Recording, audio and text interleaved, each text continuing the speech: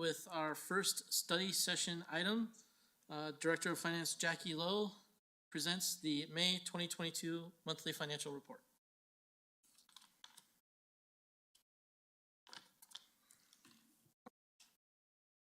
Good evening, Mayor Pro Tem Ward and Council Member.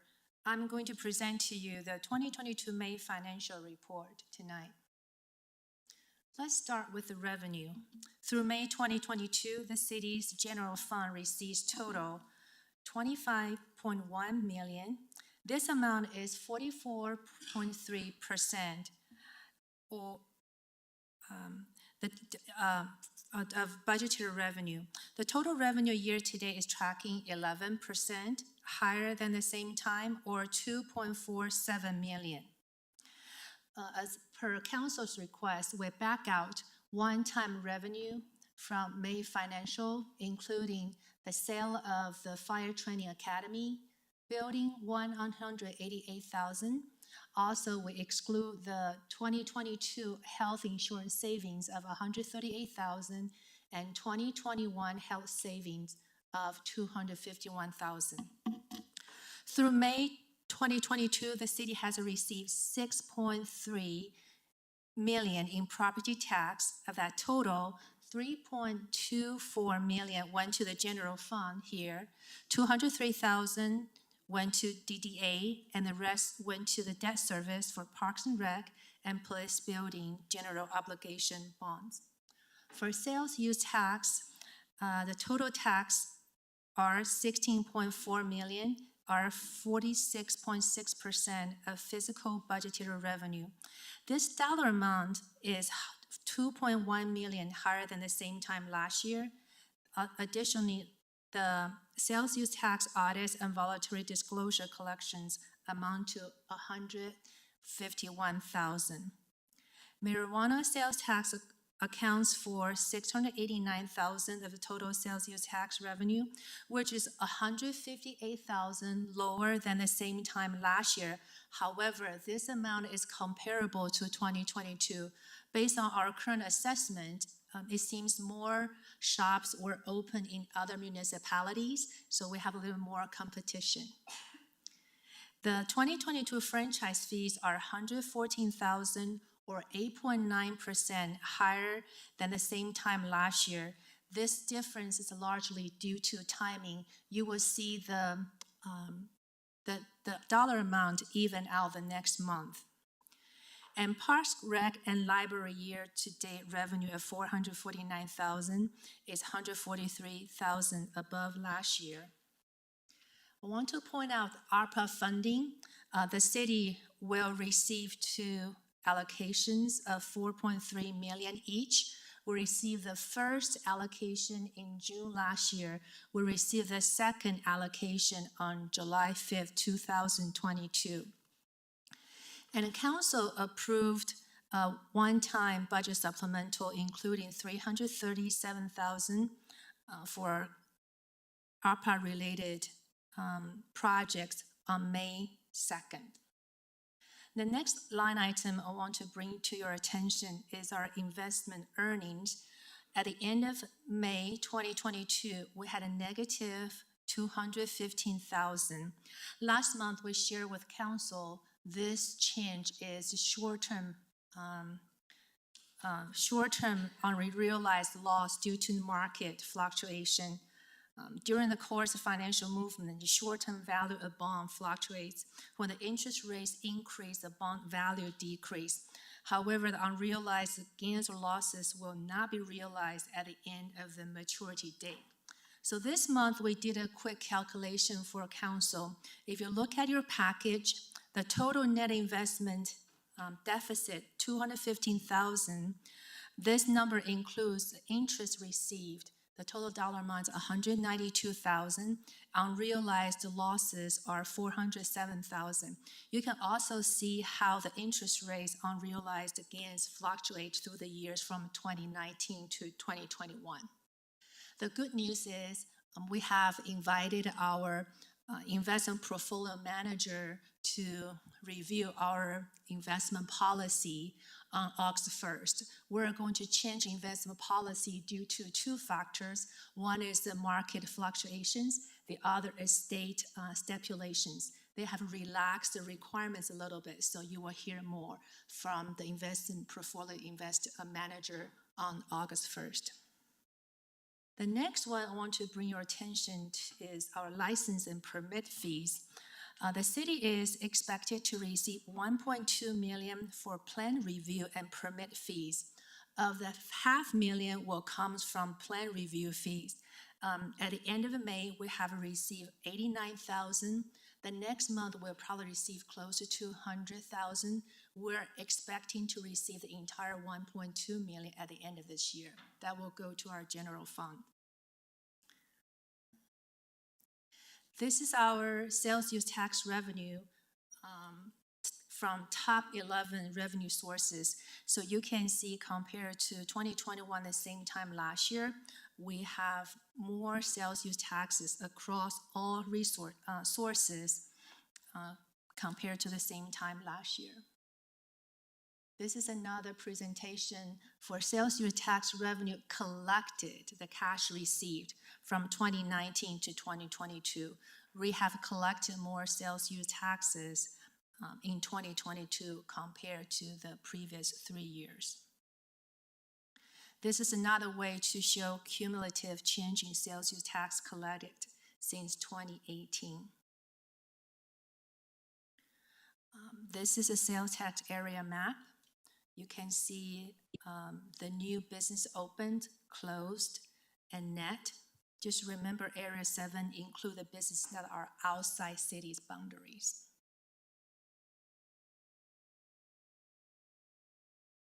This is a sales use tax collection by area.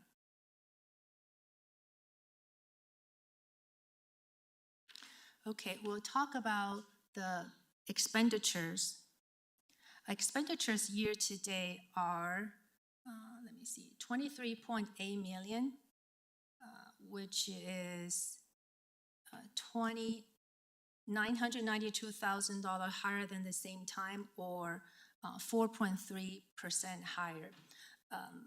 As the same way, we back out the one-time expenditures, such as the pension contribution credits of $236,000. I also want to point out in budget supplemental number 2, we added $2.9 million to our debt services. You can see the total $3 million, but we back out the COP debt service of $1.4 million because we would have paid the $1.4 million in June 2022 anyway. We're prepaying the 2023 portion early, so we just back out $1.4 million from this presentation.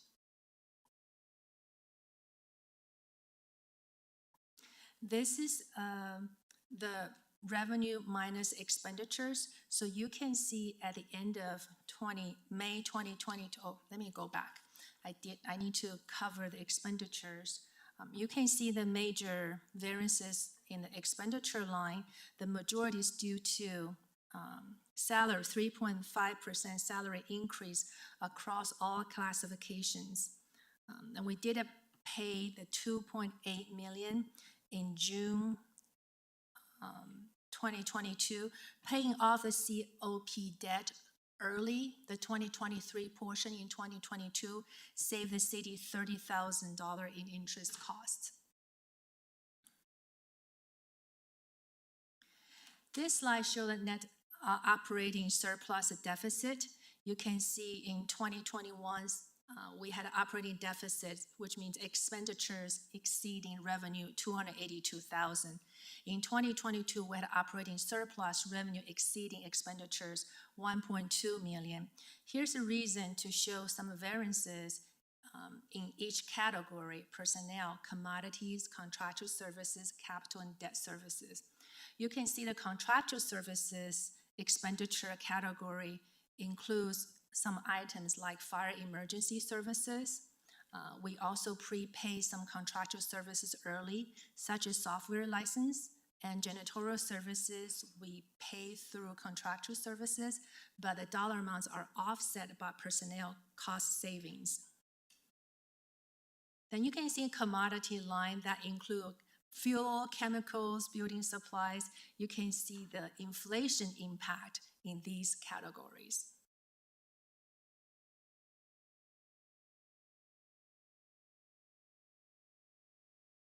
So as of May 2022, operating revenues exceeded operating expenditures by 1.2 million. At the same time, we had operating deficit of 282,000. This is a fund transfer into general fund and transfer out.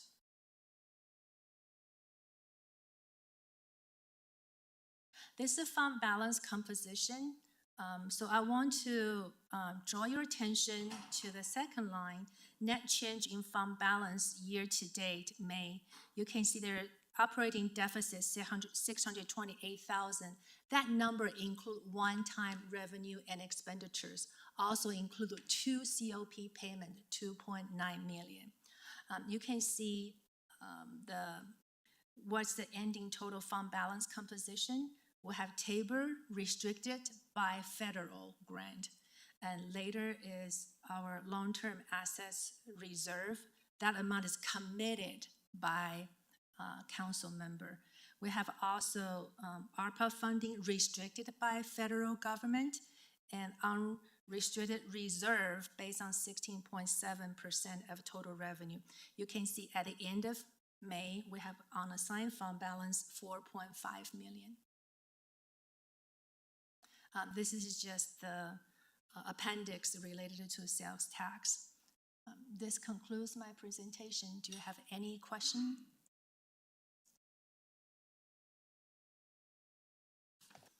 Okay. Thank you, Director Loh. Thank you. Next, we have the annual Steve. report. Oh, Jim, I'm sorry. Councilman Woodward. Thank you. Thank you for your presentation. I think with the amount of inflation going on right now and the increases, especially when you're looking at the charts of how much the revenue has gone up, it seems to me that it's probably a lot of that people are buying about the same amount, and the revenue's gone up because the price has gone up. And same thing on the expenditure side. So we're kind of balancing out there, but I think this is a real good view of what inflation's doing to the city and what's going on there. Yeah, thank you for your comment. Yes, when the inflation increase, we see more sales use tax. At the same time, we're paying more on certain items. Yep. Okay, thank you. Thank you.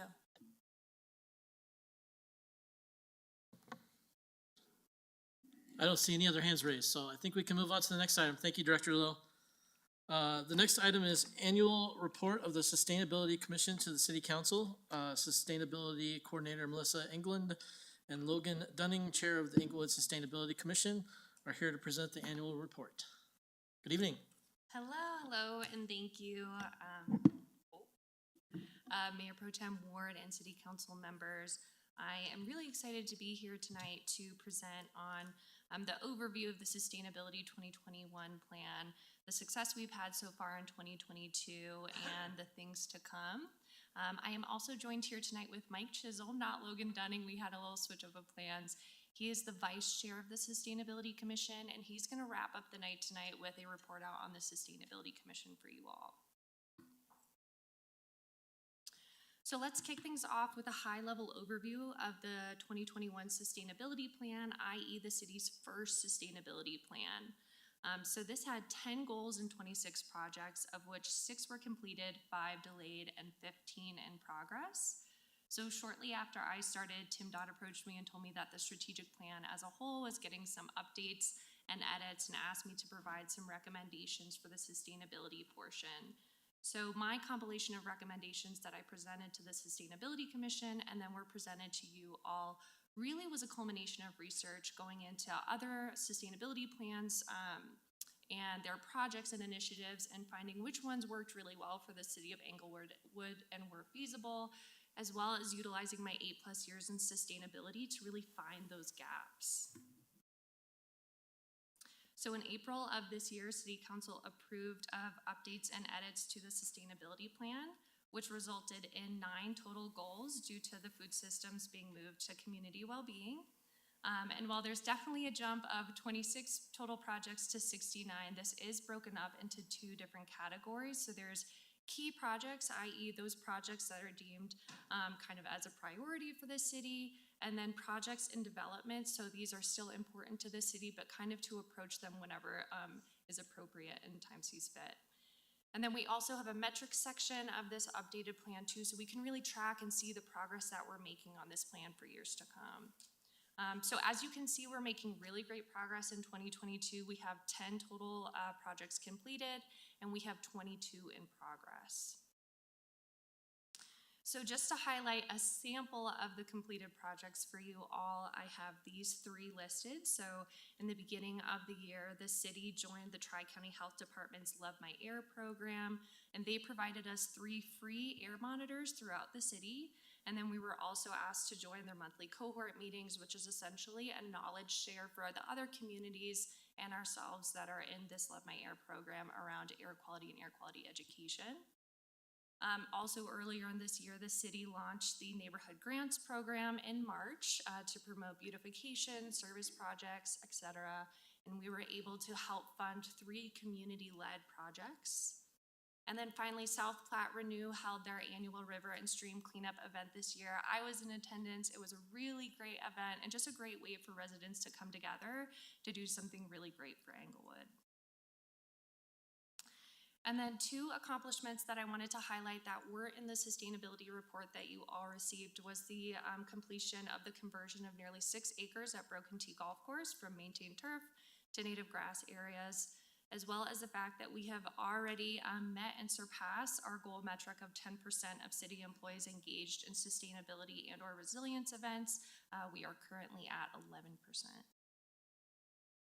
And then backing up just a little bit before I dive into the current projects that we're currently working on, when I first started at the city already had some dispersed sustainability initiatives in place, but I was given this really wonderful opportunity to really create a comprehensive sustainability plan from the ground up. And I just wanted to briefly touch with you all kind of how I've been doing that here at the city. So when I first started, I really knew there was no need to recreate the wheel. Colorado is home to some of the best sustainability thought leaders in the country. And so I really looked into what our local communities were doing. And again, as I said earlier, pulling from what their programs and initiatives are and finding which ones are applicable and feasible for the city of Englewood. I also reached out to local sustainability leaders, and we had, networked, we knowledge shared, which really helped. And then in terms of the city, I set up department meetings with each department just because sustainability touches each and every department here at the city. So we discussed mutual goal settings, connecting similar initiatives, and that's going to be an ongoing process. And then kind of the next building block for sustainability is around community engagement. And so a lot of my work history is actually in education and outreach. And I've seen really time and time again just the incredible impact that really engaging with the community can have. And so I feel really lucky that when I started in this role, the city already had a sustainability commission established, and they have been a phenomenal resource and advisory group filled with passionate people and knowledgeable people. And I just cannot thank them enough for just being there and being volunteers for the city. I also made sure to set up an Englewood Engaged page specifically for sustainability so residents can go and share their thoughts on what they want sustainability to look like in their city. And they have the option to submit anonymous comments too, so they can feel fully transparent with whatever they would like to say. And then finally, where would a program be without funding? When I first talked to City Council, I said one of my main priorities was to look at that low-hanging fruit, so that low to no cost programs and initiatives and or those easily implementable ones. And so I'm gonna go over just a few examples of that in the next 2 slides. And as you'll see, they're not only low to no cost, but they also have a really high impact for the community as well. And then finally, on funding, I came into this role with experience of being a director of grant writing in a prior role, and I definitely brought those skills into this current role, and I'm constantly looking at what are the available funding dollars that Englewood can take advantage of. So earlier I said we have 22 projects in progress. I'm only going to go over 4 to give you kind of a little sample of what's going on. So I'm currently working on the community's greenhouse gas inventory. That has an estimated completion date of the end of the summer, at which point that data will be made publicly available. This next is an update from the Parks and Recreation Department. They are updating their 2017 master plan to pursue a bond in 2023, and this will really address improvements to various amenities for the park system and replace irrigation systems in the park. So in 2022, Baker will receive a brand new irrigation system. However, the majority of parks do still need significant updates and replacement of their irrigation system. This next project is one that I personally am really excited about. So at the end of July, the city is hosting their first ever business blitz. And this is an event that the city of Lakewood and North Glen have already gone through. So essentially, XL representatives and myself are gonna go out into the business community and offer completely free, no hassle energy audits of businesses, at which point they'll receive an energy report that will go over energy efficiency upgrades they can make, the return on investment for those upgrades, and then rebates that are available to them. And this collaboration between the city and XL is completely free due to us being XL Partners in Energy program graduates back in 2017 when we utilized them for our energy action plan. And then finally, the city submitted a letter of intent to the Colorado Department of Public Health and Environment to try and go for a 1-year composting pilot program at all city facilities, fully funded. And this would also include biannual education and outreach around composting for both city staffers and the public. We actually find out this Friday if our letter of intent was approved, and we can go submit a full proposal. And if that is approved and City Council approves of the funds, then in 2023, we would be able to initiate this program. So I have been yapping well enough, so I'm gonna hand it over to Mike Chisholm to give the final report out for the Sustainability Commission.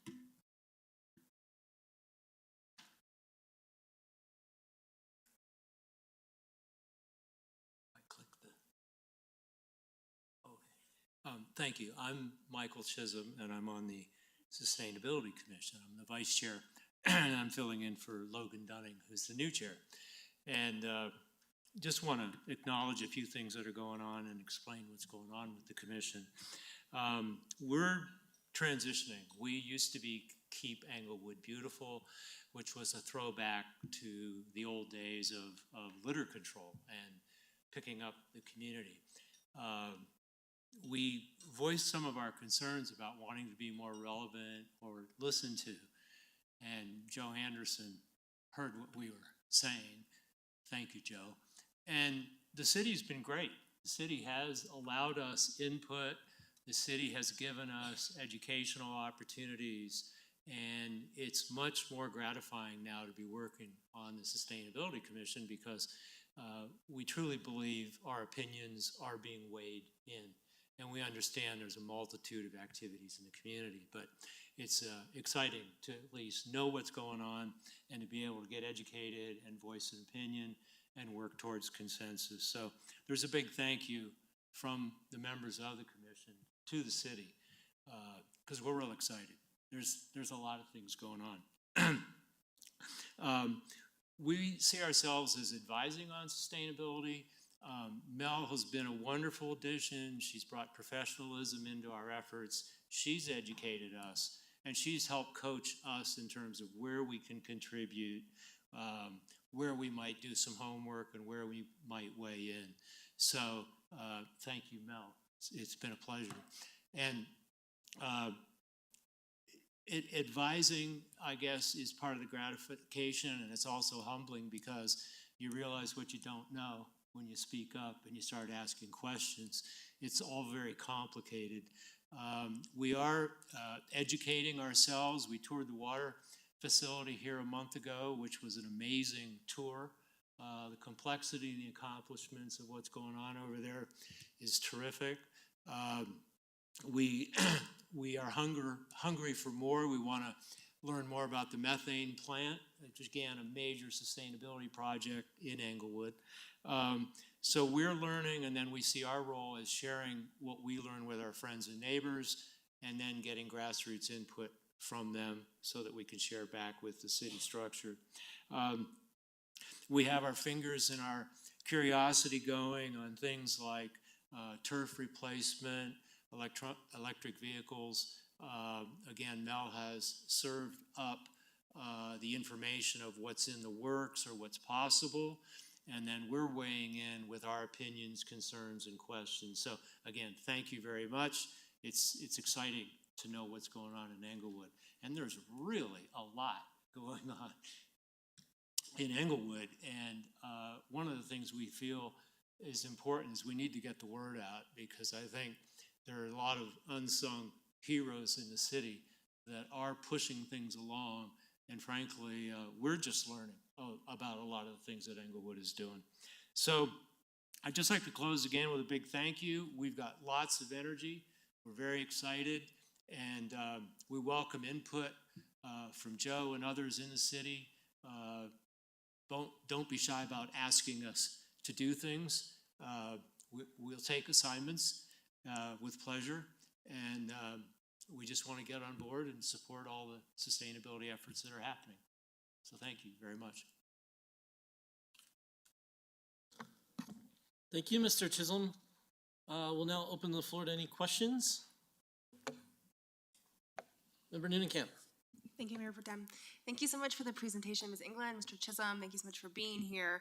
I really enjoyed reading the report and hearing from you this evening. And you're right, there's a lot of good work going on, and I am always so appreciative of citizens who volunteer their time to make Englewood a better place, both for us now and for generations to come, which is such an important piece of what this commission is doing.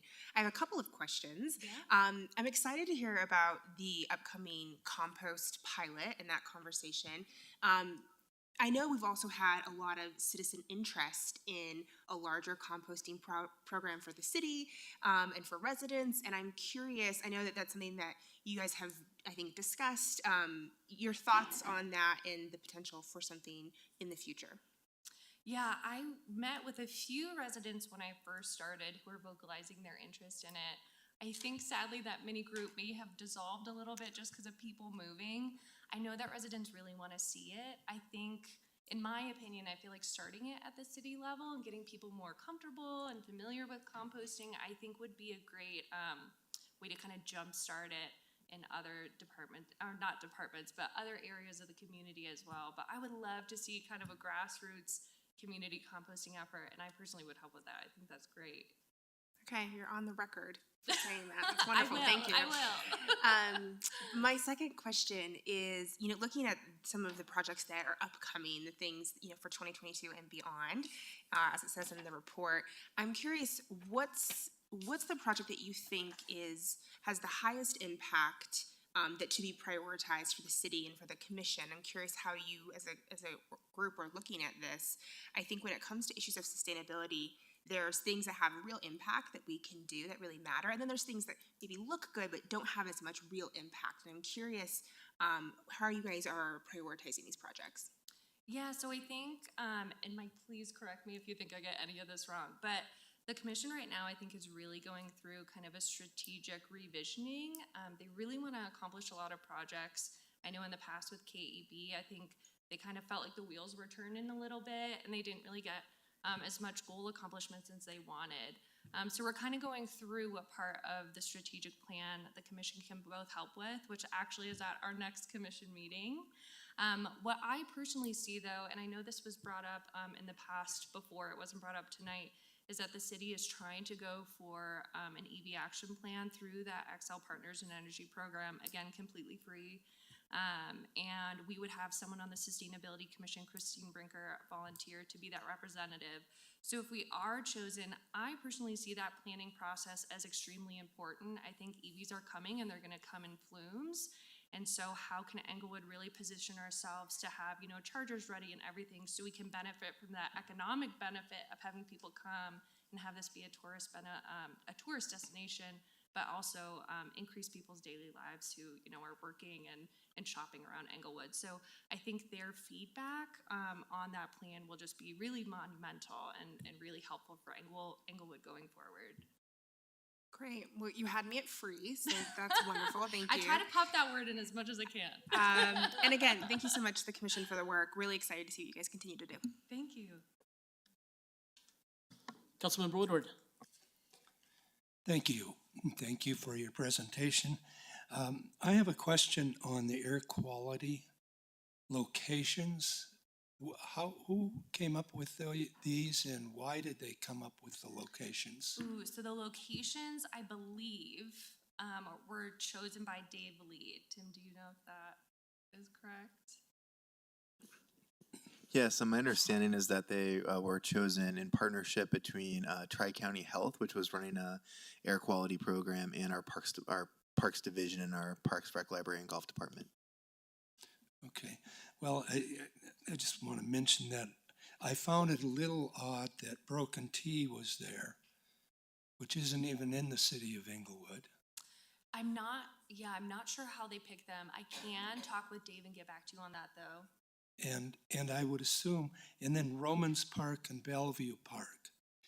And I guess I see if there's going to be there's open space like that, park space, hopefully the air is a little cleaner there than it might be at Bellevue and Broadway, or Broadway and Yale, the north end, or possibly over in more of an industrial area over up on top of the hill in northwest Englewood.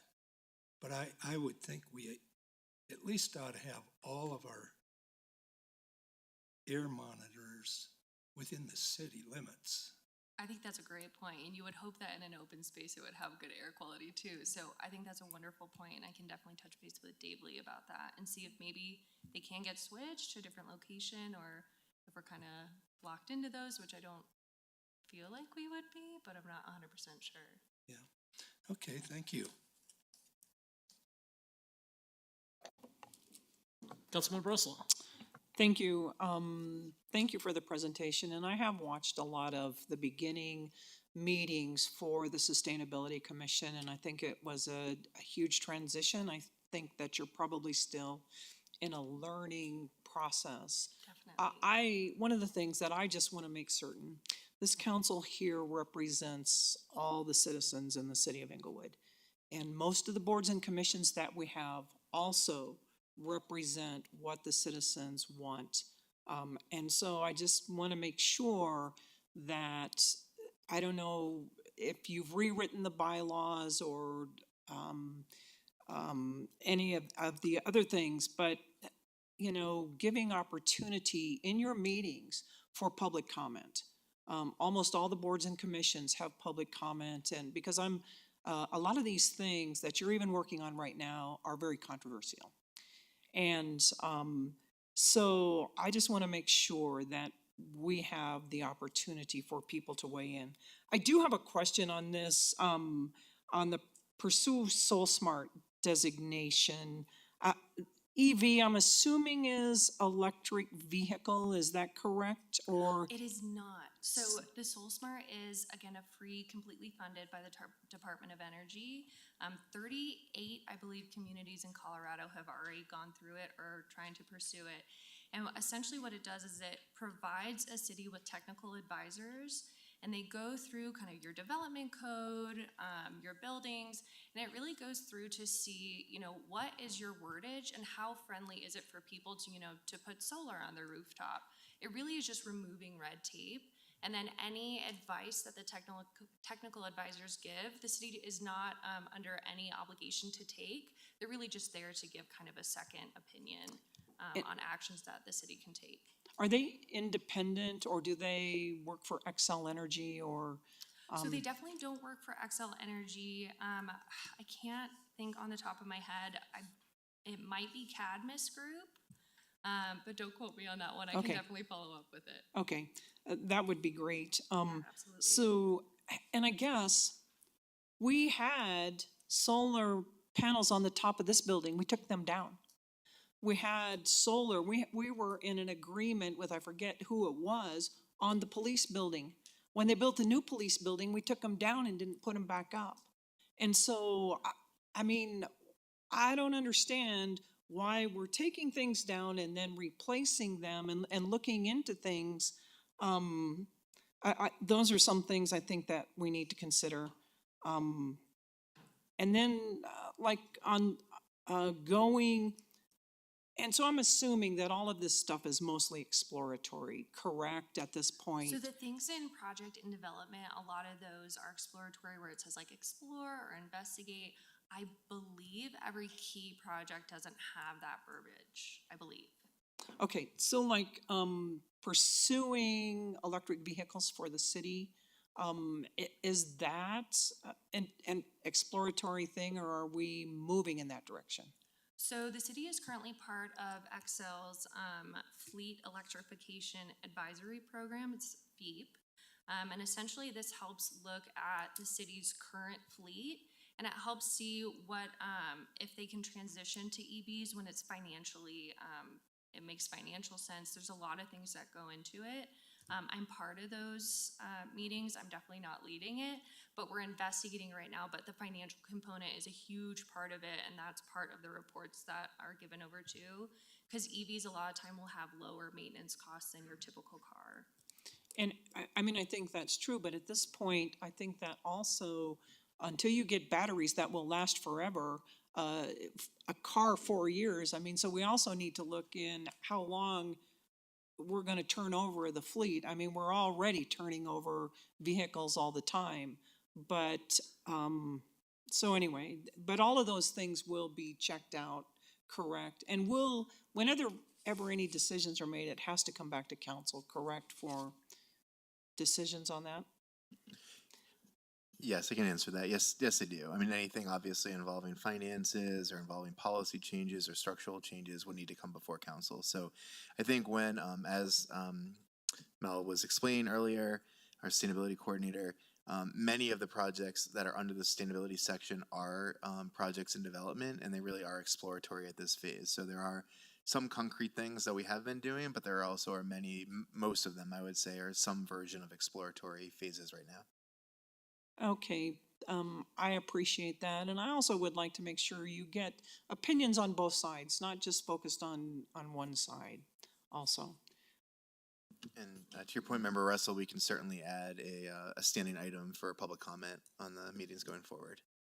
Okay, thank you very much. I think that's all. Thank you for your presentation. Yeah, absolutely. And one comment for the public comment for the Sustainability Commission. I know the Chair, Logan Dunning, really is hoping to transform the Sustainability Commission to be a place where residents can come and vocalize what they would like to see. So absolutely, I think that's the hopeful vision for the future, is that people want to come to our meetings on Tuesday nights. Any additional questions? I just have one comment before we let you go. Two of these programs that struck my attention that I'm really impressed to see, neither one of which came at any cost to the city. The first was composting. When I was at CML, I attended a session on some of the sustainability initiatives that are going on in the state right now, and learned a little bit about the grants that are available for composting. So that was a really good get. I'm excited to see that moving forward. Fingers crossed. The other was the Tri-County paying for the air quality sensors. Again, anytime the city can get money from an outside source that is not coming directly from our taxpayers and our city coffers, that's a source of pride for me. So I was glad to see that happen, and it's nice to know that the city is cashing out a little bit of that Tri-County money before Tri-County ends up folding at the end of the year. I know. I'm always on the lookout for free money, just know that. So thank you for both those, and I look forward to seeing what comes out of the commission next year. Thank you so much. All right, thank you, everybody. Next up is Assistant City Manager Tim Dodd. City Clerk Stephanie Carlile and City Manager's Office Intern Elena Hernandez here to discuss formal ways to engage youth. Great. Good evening, Mayor and Council. So as you know from the budget presentations of a few weeks ago, we are really hoping to stand up with your support as part of the budget process, a full internship program next year. However, this year we did have 8 summer interns. Elena is not the first intern in the City Manager's office. However, she is in the last few years since City Manager Lewis has been here. Elena is a Denver resident, and she also is going to Cornell University in New York State. She expects to graduate in December. And even before she started, we met with her to discuss possible projects, and she told me that she had actually been appointed by Mayor Hancock in Denver to be on the Youth Advisory Committee for the City of Denver when she was a high school student a full years ago. You'll see a photo of her in a few minutes in the presentation. And so Stephanie and I said, great, we have the perfect project for you. Elena has spent an incredible amount of time doing research on this. She reached out to some of her old contacts in the city of Denver. She reached out to people doing this work across the state. Stephanie, City Clerk Carla and I have met with her to check in on the project and are very impressed with the work that she's done. I know this is a topic that's of interest to you and you're interested in hearing more. So I'll stop talking and I'll turn it over to Elena, who will go through information on a youth commission, but also other ideas on how to engage youth in the community.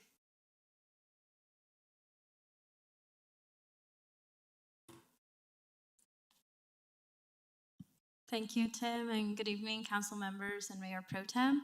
As Tim mentioned, tonight I will be presenting in the proposal for council to consider ways to formally engage youth in the city of Englewood. So one of the best ways to get youth involved in projects to serve their community or to get them involved in the civic process in general is through the implementation of programs through the local government. These programs represent an open avenue for youth participation because they indicate that a space has been made for youth and that we want to hear their opinions and we want to collaborate with them.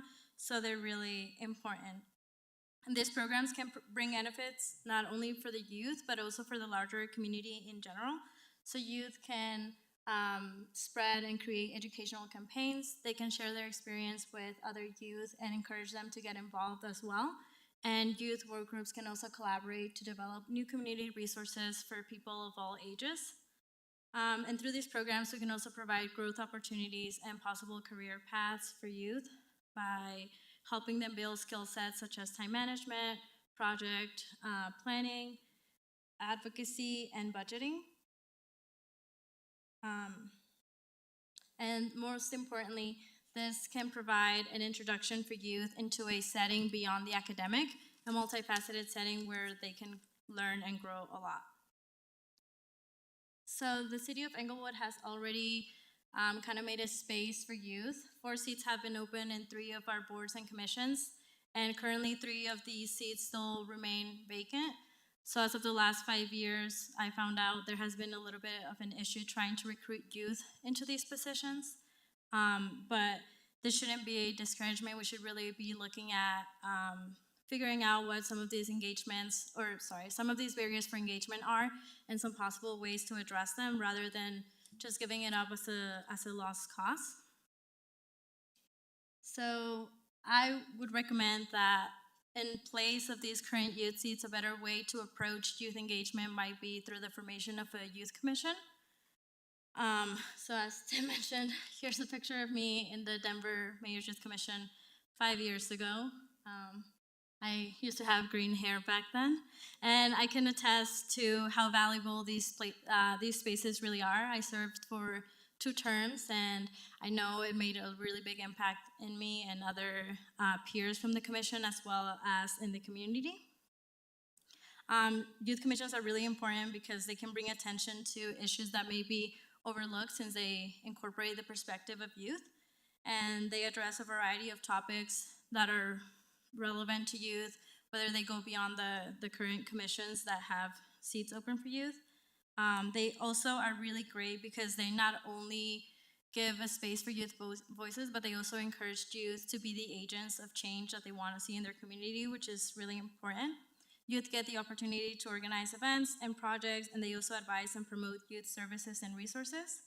Adult commissioners can also be part of the commission and serve as facilitators for areas in which the youth may not have a lot of expertise, but ideally the commission should remain pretty youth-centric with a higher ratio of youth to adults. So this slide lists some of the best practices in developing a youth commission, and some of the most important ones are developing a youth council relevant to the local context. In this sense, we have a great opportunity since we don't have a commission yet, so we have the opportunity to involve youth from the start and really get their opinion on what they would like to see addressed and what they would like the commission to be. It's also important to approach council diversity in really thoughtful ways, and to really always have an effort for the commission to be as diverse as possible. It's also important to ensure that the mission, structure, and activities of the council all align so that youth can really feel like they're really collaborating in meaningful and relevant work. But if the council decides not to move forward with the formation of a commission, there are other ways to get youth involved in the city. One of the most informal ones would be through the implementation of an annual youth summit, or it could occur a couple of times a year as well. And the main idea for a youth summit is to promote discussions among youth and also between youth and elected officials. A way to do this would be, for example, if some of the presentations provided during the summit are given by city officials, and youth can serve as soundboards for policy practices and provide feedback on some of the efforts that the city is currently undertaking. This can also incorporate like fan activities, but also skill building activities and keynote speakers. Youth in Government Day is a more formal program that could be implemented in the city. It's a national program, usually in partnership with local YMCAs, and there's an application process for youth to get involved. This is a really good opportunity for youth to see and engage in local government processes, and some of the activities in this type of program include shadowing city officials, touring City Hall, conducting a mock council meeting, or attending an actual city council meeting. An internship project would be much more geared towards skill building and networking building as well. This could either be paid, unpaid internships, or we could offer academic credit for completion of an internship, and they could occur during the summer or throughout the school year. They can be done in conjunction with city departments, and ideally interns would be paired with a field in which they have expressed interest as a career. These programs are typically also paired with civic lessons. Is the way that some of the programs do it around the country, is that the first couple of days they bring all of the interns down to City Hall and give civics lessons. So this is like a great opportunity for professional skill building, but also to give youth an insight into what local government is and how it works. Lastly, an advisory group could be a group of appointed youth advisors that serve for a specified term and meet a couple of times a year with city councils or city staff, and they can provide feedback to council and staff on initiatives from a youth perspective. So as I mentioned before, there are some engagement challenges when it comes to engaging the youth. This is definitely not an Englewood issue, however, as Tim mentioned, I got to meet back with the advisors of the Denver Youth Commission after all these years, and they really communicated to me that when they have been struggling to recruit commissioners, and so they got their marketing team to conduct a survey of commissions across Colorado, and it is definitely an issue that is prominent across all of the youth commissions that are currently active, and there's a variety of reasons why this might be. It may even just be general burnout from the pandemic, but in this case, we need to really sit down and kind of brainstorm ideas to kind of, like as I said, overcome those barriers to engagement. A way to do this would be maybe to provide incentives to the youth, such as free or discounted recreation or RTD passes, or scholarships for college. Another challenge with these initiatives is that we will need to determine under what department these initiatives could be carried out. And there will also be additional costs for direct costs such as programming and events, but also for staffing. And in these slides, there's just an overview of the options that I just presented. So obviously each one has benefits and challenges. For the sake of time, I don't think I'll read all of them, but you guys have this for reference in weighing the options. And so the next step would be that we request that council consider ideas to engage youth and provide direction on which ideas you think staff should develop a detailed proposal on for council to review. Thank you. We'll now open the floor for any questions. Member Noonekamp. Thank you, Mayor Pro Tem. Ms. Hernandez, thank you so much for the excellent presentation. It's no secret that I am a huge proponent of this idea. This is something that I've been speaking about since I was elected last year. And I'm curious about a couple of the notes that you shared with us. One is, we have these current seats. 3 of them are vacant. We just filled one, so we've had all of them vacant until quite recently. We've struggled with that engagement. Do you think, and I think maybe this is what you were saying in the presentation, that if there was kind of an exclusively youth commission, that might be more accessible to young people in Englewood than seats on other commissions as youth seats? Do you have an opinion on that? Yeah, so that's actually something that I glossed over that I meant to mention. I meant to mention that one of the possible barriers for engagement in these current seats, and this is something that I found out through discussion with the coordinators of the Denver's Youth Commission. They mentioned that in their opinion, it may be because the membership of these boards is primarily made up of adults. And so this can, now that when they said it, I can really see it as a youth myself. This can really be intimidating when you're going into a space because of anti-youth attitudes. I feel like as youth, we feel like adults may undermine our knowledge or our opinions. So a lot of youth are kind of discouraged from joining government spaces because of that.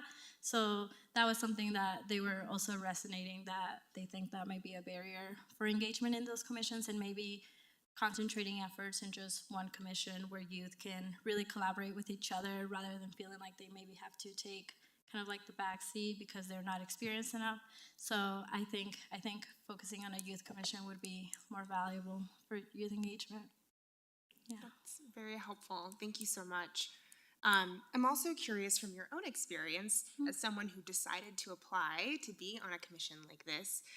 You mentioned some of the challenges of engagement and some of the ways we can incentivize potential engagement. Do you have any thoughts from your own experience or otherwise about just how to even inform young people in Englewood about these opportunities, partnerships with schools, or other avenues that you may have found in your research? Yeah, I feel like maybe I'm kind of a unique case. I had no idea about the Denver's Youth Commission. It was actually one of my teachers that approached me and said, hey, that might be something like considering, that would be good considering. So that's how I found out about the Denver's Youth Commission.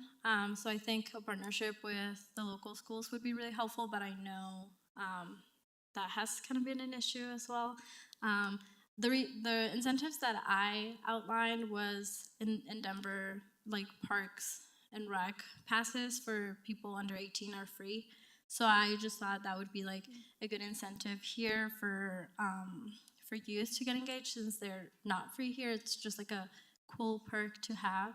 But I think some of the best ways to kind of get people or youth informed about these initiatives would be to kind of go out in person and approach youth and kind of see what they would like to do. We could either approach them at like Parks and Rec or a Pirates Cove. Actually, the Denver coordinators were suggesting that I personally go. They were recommending that a young person go and approach them since they might be able to communicate better. My internship ends in a week or two, so I don't think I'd be healed for that. But yeah, I think that'd be something really beneficial, and it would seem much more personable than just posting like notices about these spaces. I think really sitting down with youth and trying to gather what they want to see.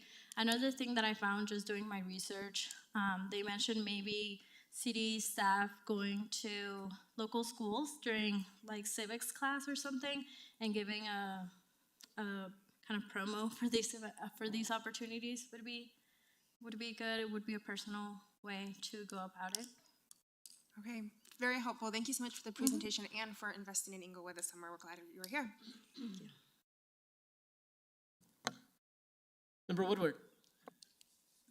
Yes, thank you for all you've done with this and for your past service in Denver. One of the things I think we really have to do is we, the city, and maybe some council members have to reach out to youth by going to the schools. I think it's easy to ask the schools to send something out, and they send it in a flyer and they're done. Yeah. And it just goes right by and nothing happens. I think if some of us went to honor society type things, I know from what I've heard, they don't have a student council at Englewood High School anymore and haven't for the last couple of years. Yeah. But even Colorado's finest alternative high school there's some real leadership potential there. When I was on council years ago, we did have that engagement from youth. I believe it was 3 different years. We engaged youth to apply to council for going to Washington, D.C. for the National League of Cities Conference and meeting with our representatives, our senators, and we got applications and people went. And I mean, there's some kids here that are just really, really sharp and they ask really hard questions. I mean, even when you have a representative saying, wow, these are sharp kids, they're asking tough questions. And when kids are coming out and they had been met by staff and they roll their eyes and say, well, that was a bunch of bull. I mean, they know. And so I think it's more getting those kids involved, having them tell us as opposed to us telling them, because I think they know. I mean, it'd be real easy for me to walk in and say, who would you like to have lead you? Me, the senior adult retired guy, or you that are living your lives? And I think I know what the answer is. Yeah. So, but anyway, I think there's other ways that we need to get engaged, including council members, and I would be more than happy to do that. Yeah, I really echo that because as I mentioned, I don't think I would have joined the Denver's Commission if I hadn't been approached by someone and encouraged to apply, because I personally wouldn't have seen myself in a space like that. So I think it would be really valuable, especially coming from actual city officials, to reach out to youth and really get their input in the formation of a commission if it does happen, but if not, in any other way that they can be involved in the civic process. Yep. Thank you. Councilmember Russell. Thank you. Thank you, Ms. Hernandez, for your presentation and your work. I greatly appreciate it. And I know in the 7 years that I've been on city council, we have had a few youth members on different boards and commissions, and they bring an incredible perspective to those boards and commissions, and I think that we need those. And so did you say that originally you were asked by a teacher, one of your teachers? Yeah, it was my U.S. history or civics teacher. Okay, and what I'm really thinking, I appreciate that because that was one of my questions. I do believe that as a council, we probably should be talking to the school superintendent and working with the school and with teachers, because in U.S. history and civics classes like that, if the teacher promotes it, that's great. And I think that people on this council would be willing, you know, to work with the school. But we do need to get the youth involved, and I appreciate all that you've done, because that just gives us some ideas of how we can get that started. Yeah, I also, just for reference, I contacted the Colorado Youth Congress, and I mentioned to them what I was doing. I mentioned that I was just doing like preliminary research for this, but they said that they would love to collaborate with the city of Englewood if they decided to move forward with the formation of a youth commission. They said they would love to partner with you. They mentioned that they recently helped another city to form one commission, but I don't remember which city it was. But yeah, I gave Tim the contact info for one of the founders of the Colorado Youth Congress, so you guys definitely at least have like one contact to help you figure out ways to approach this. Thank you very much, and thank you for your service to the city also. Thank you. I'll keep my comments fairly short in the interest of time. First of all, you tonight have exemplified one of my favorite items on this list, internships. I love internships. Internships are a great opportunity for the city to get a new perspective on the job that we perform for our citizens on a day-to-day basis. They're also a great way for someone who does not have other experience to gain some experience, so that when they go into the workforce, they have that valuable experience on their resume, and it makes it a lot easier for them to get hired. And in the event that they perform spectacularly and they're not going back to college at Cornell, we can sometimes hire them, which is also great for us because we know how that person works and how that person performs, and they know and understand how the city works.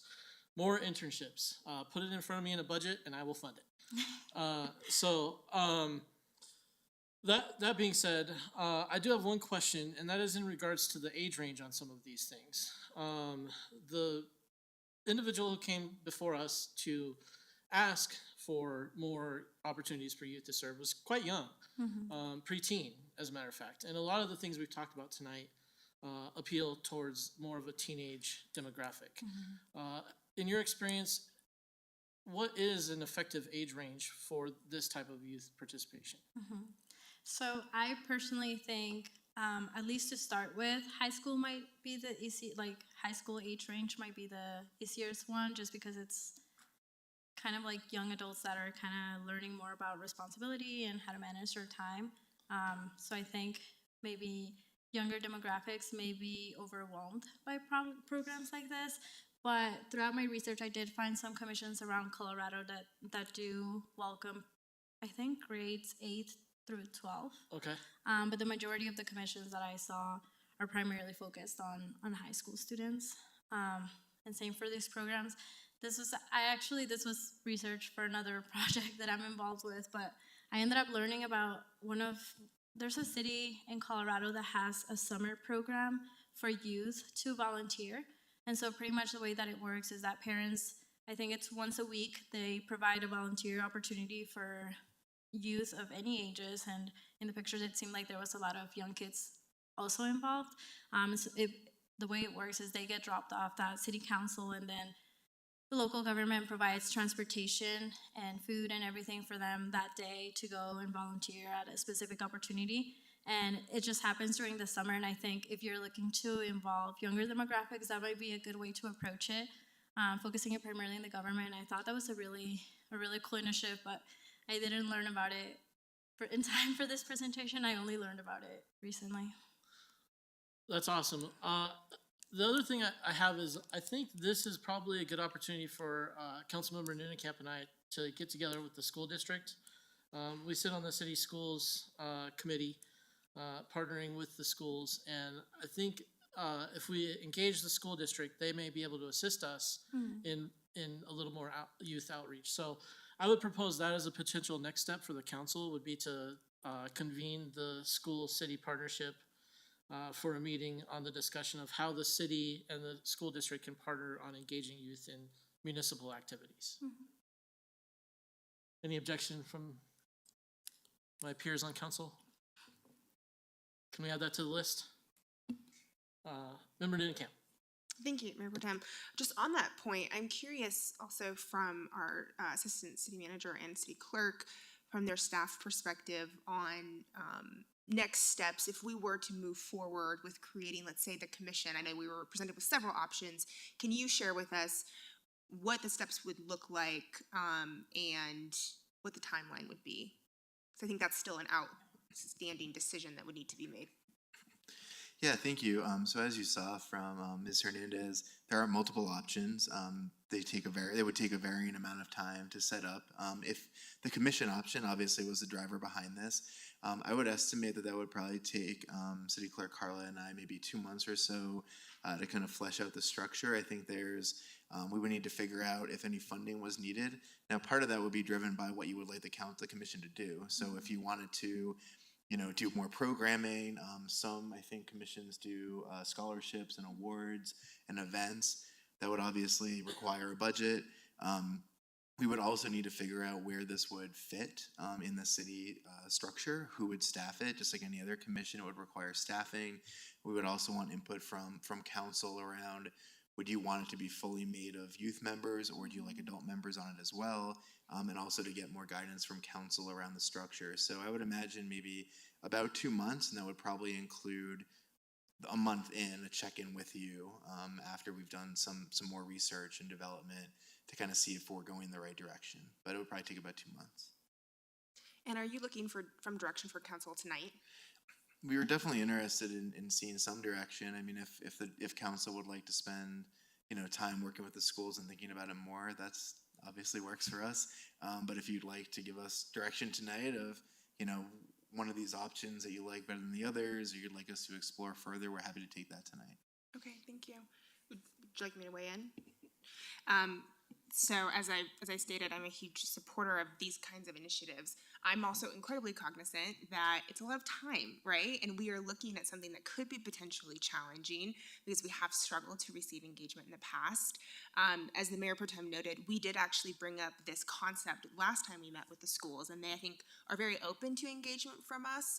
But my preference would be for us to have a better sense of what we want it to look like before we reach out to them.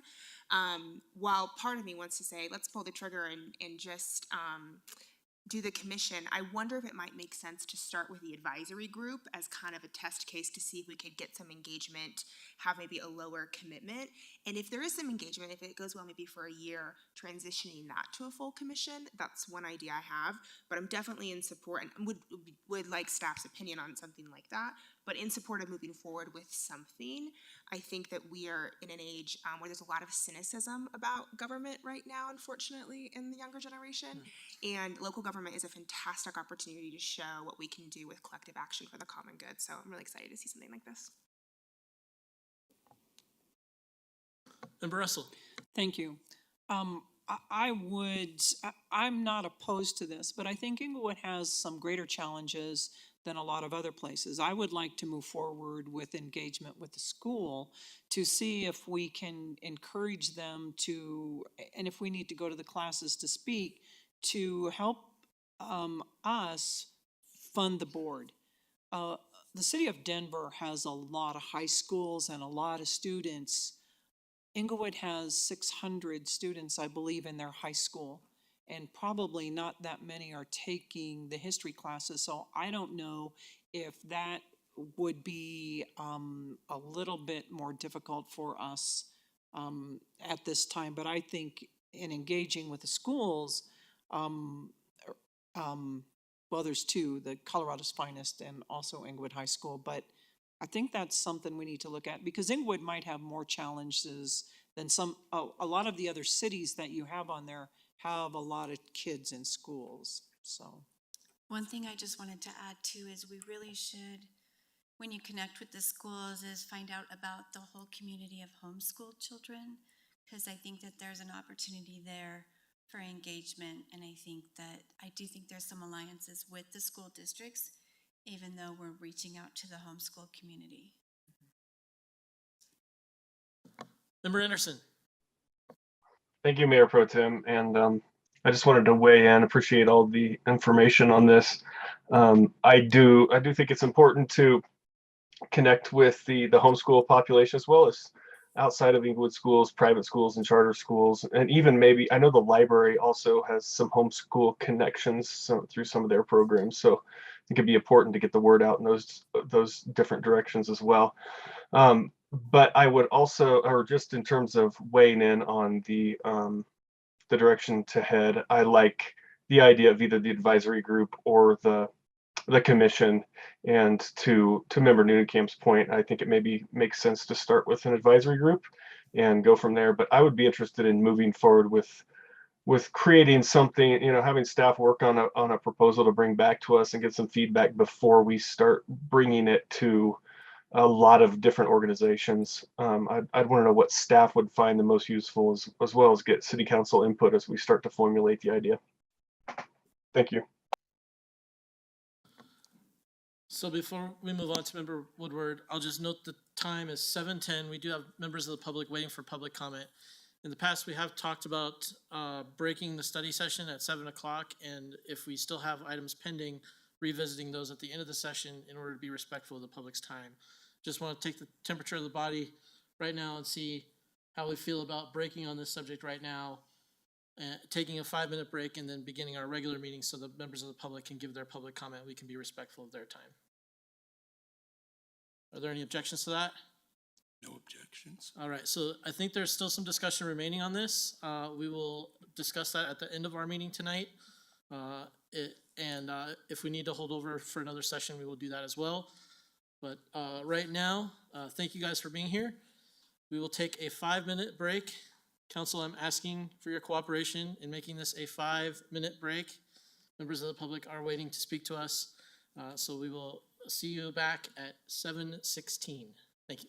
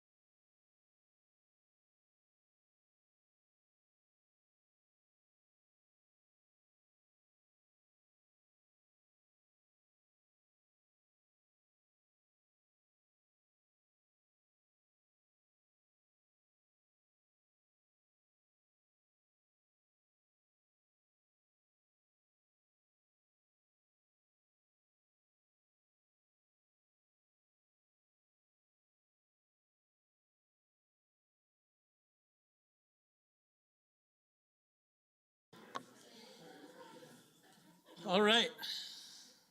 If council will prepare to come to order, please.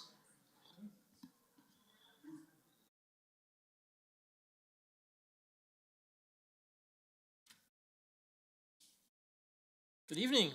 I now declare the regular session in order. Our first order of business is the Pledge of Allegiance.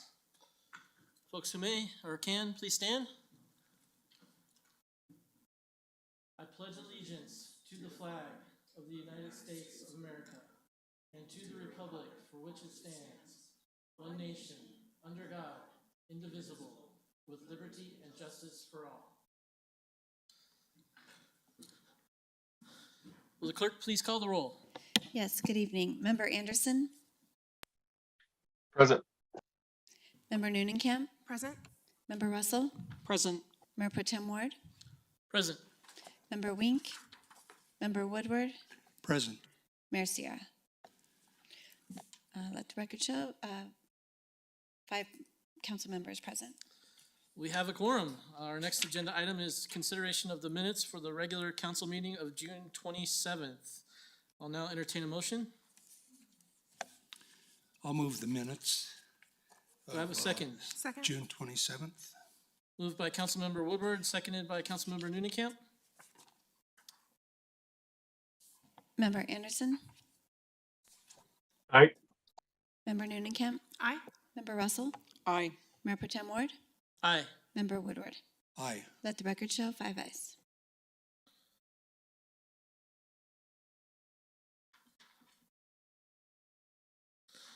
All right, we are on to scheduled public comment.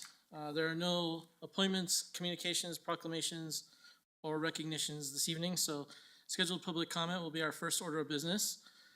Speakers who sign up for scheduled public comment are given 5 minutes to address the council. You are reminded that your presentation is expected to be conducted in a respectful manner. Council members may ask questions for clarification, but there will not be any dialogue. And if you have written materials to present to the council, please submit them to Clerk Carlile. With that, Danna Liebert is our first. She will address council regarding landscaping to support pollinators.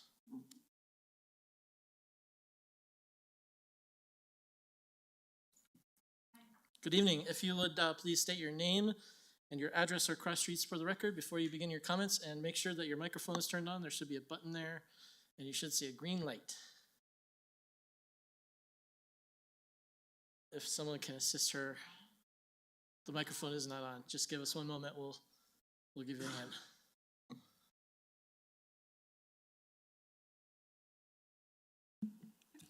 All right, go ahead. Hi, my name's Danna Liebert. Feels very echoey.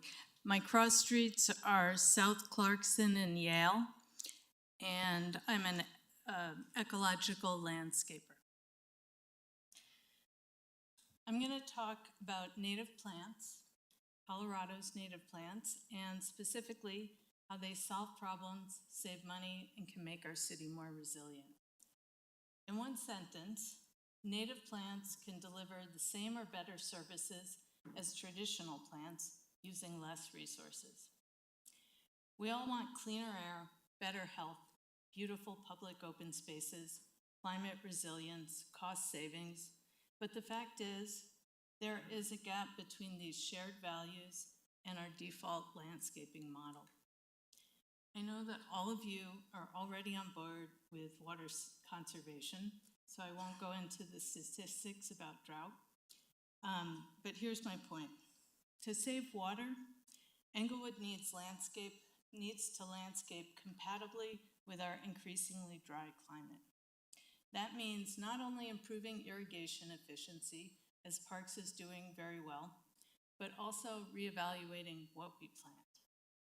The good news is, if we transition to Colorado native plants, they will give us beautiful, resilient landscapes well into the future with less water.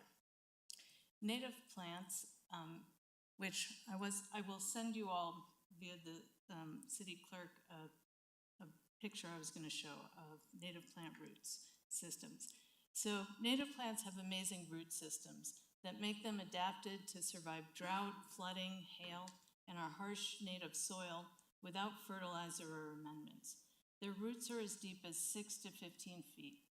These roots soak up every bit of moisture they get. They break up compacted soil so that during a flash flood, the water seeps deep into the ground to be absorbed by the roots, rather than overloading city drainage systems. These roots also draw carbon out of the atmosphere for long-term storage, and they improve soil's carbon storage capacity.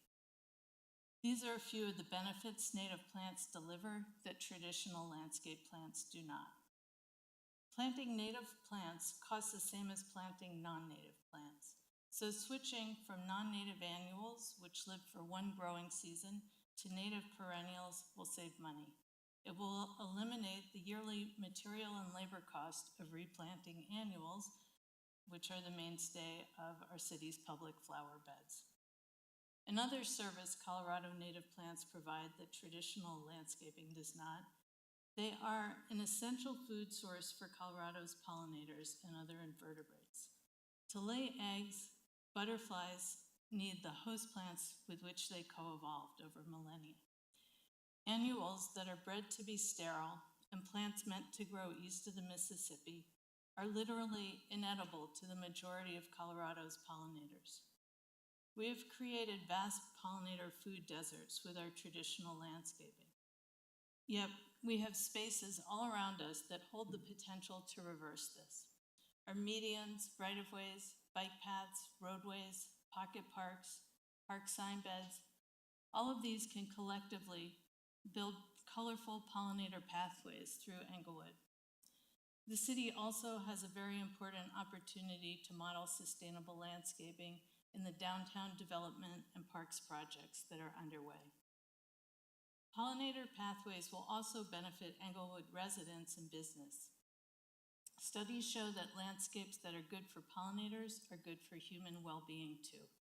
Biodiverse landscaping in urban areas correlates with better mental health, lower crime, and better physiological health outcomes. Pollinator pathways will add beauty and distinguish our city. To be very clear, I'm not saying we need 100% native landscaping, and I'm talking about city-owned properties. There are some fantastic non-natives, and there's room for some plants that people just like. What I am saying is, it's time to shift to a sustainable landscaping model as our default. We need to pour fewer resources into ecological dead zones and start using the powerful resilience tool that native plants are. I landscaped Depot Prairie Park and have proposed other projects and community education to demonstrate and inspire a new model. Members of City Council, Manager Lewis, as you plan the budget for 2023, I hope you will support landscaping that meets the challenges of our time. Thank you. Thank you, Ms. Liebert. Any questions? Seeing none, we will go to our next speaker, Kathleen Bailey. I know you know the drill, but if you would please state your name and cross streets. Yes, Kathleen Bailey, Jason and Union. I'm changing my topic today.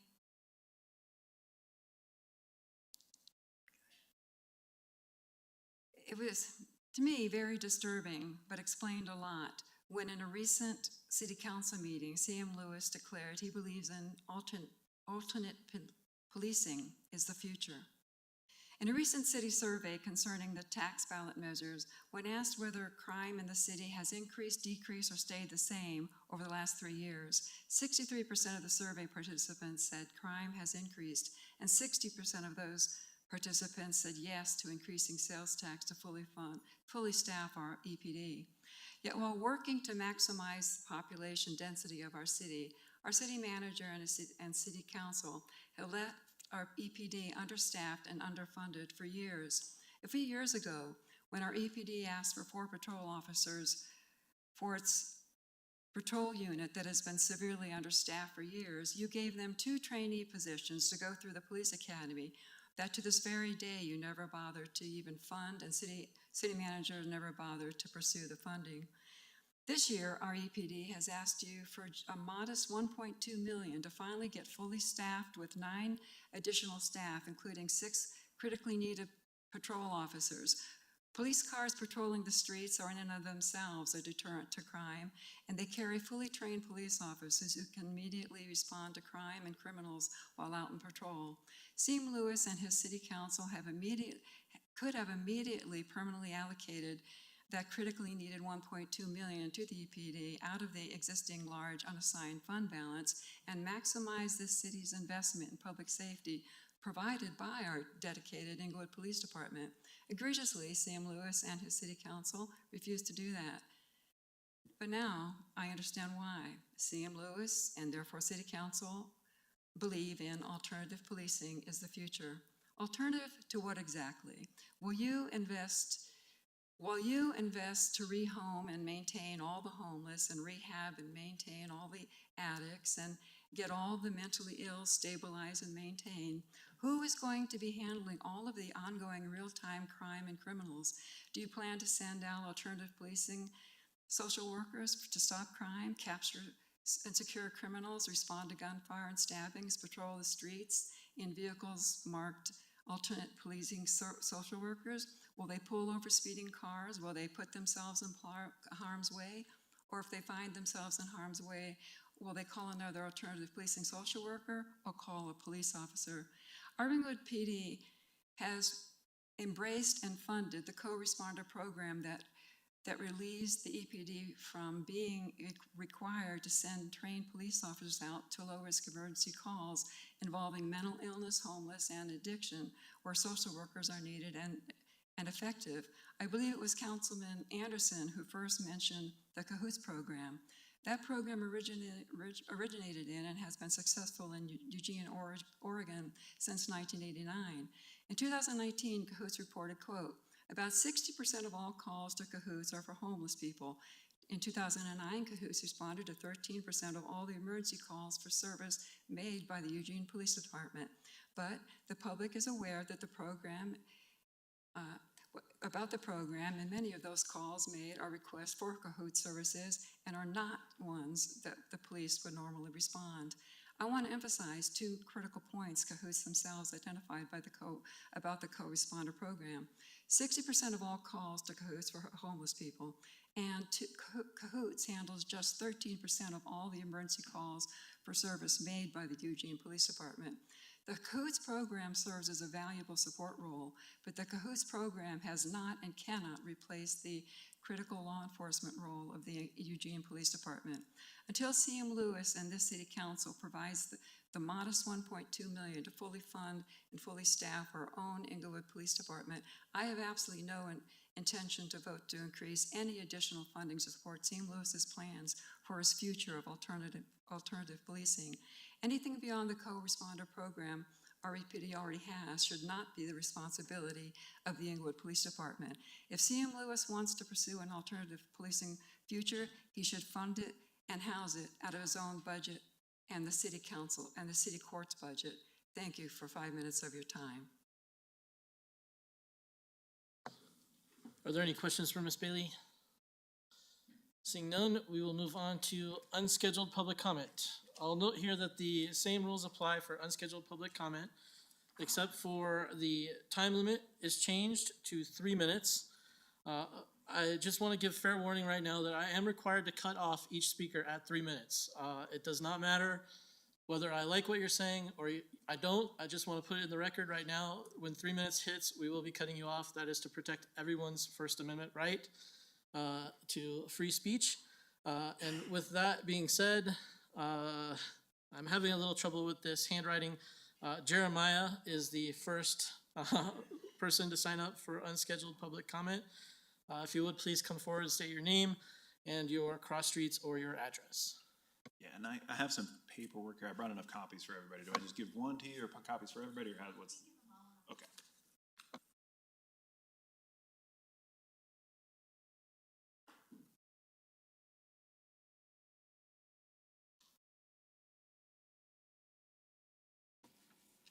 Thank you so much. You have enough for me to have one? Okay.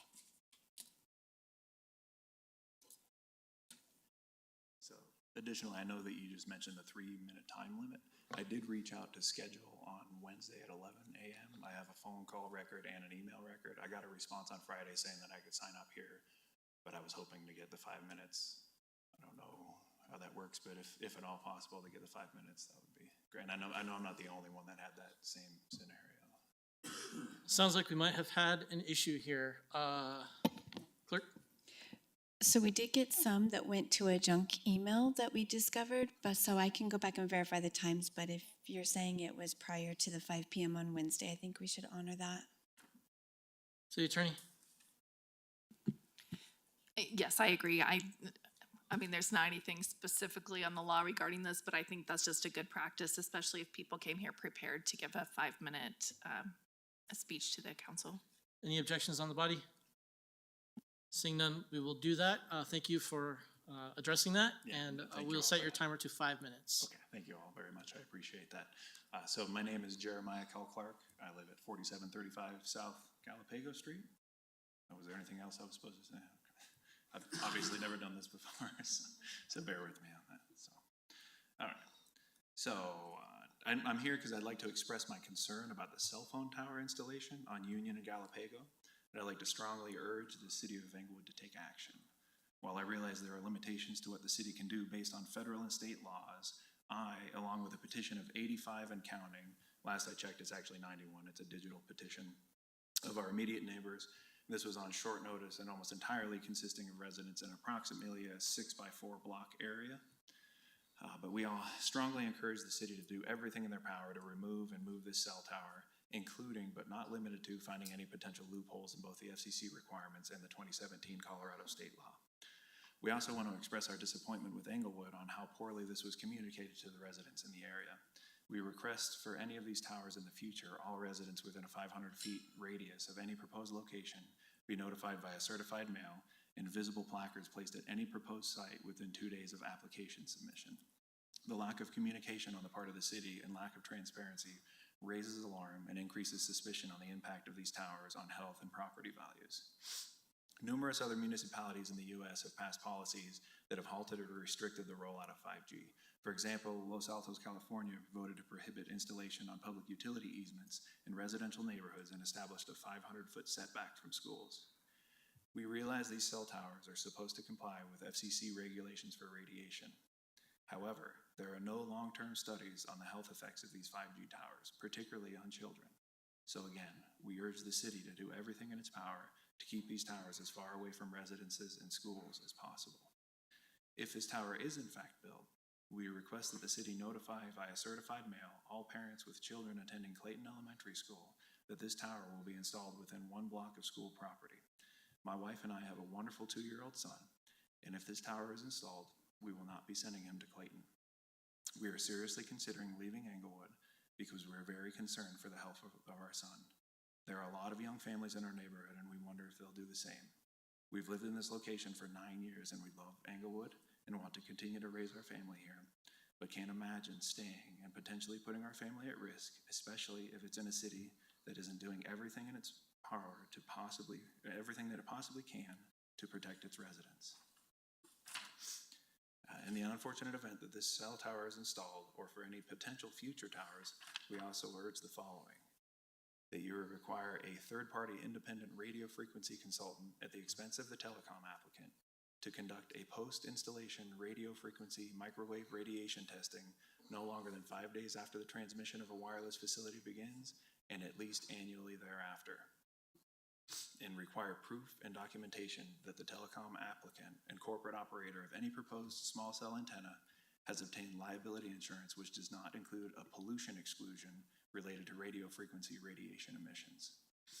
And for any potential cell towers in the future, we request that Englewood establish a list of siting preferences for commercial wireless telecommunications equipment, with commercial and industrial areas being most preferred and residential areas and schools least preferred. There's a lot of commercial and industrial neighborhoods in the area, and we also ask that you prohibit the installation of commercial wireless telecom facilities within a 300-yard radius of residential dwellings and 500 yards from schools. Lastly, we request that the City Council help us obtain letters from Mayor Sierra and Mayor Pro Tem Ward to the state on behalf of Englewood residents urging the repeal of the 2017 telecommunications law that limits the power of cities like Englewood on this issue.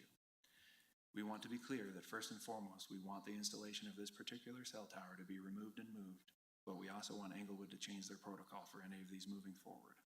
Again, we realize there are limitations to what the city can do about this, but we want you to do everything in your power to help the residents you represent. We want our voices to be heard and to live in a community where we feel like our representatives care about us and have our best interests at heart. Thank you all for your time. Thank you. Are there any questions from council? Seeing none, we will go to the next speaker. Thank you, sir. Thank you. Morgan, is it Hinky?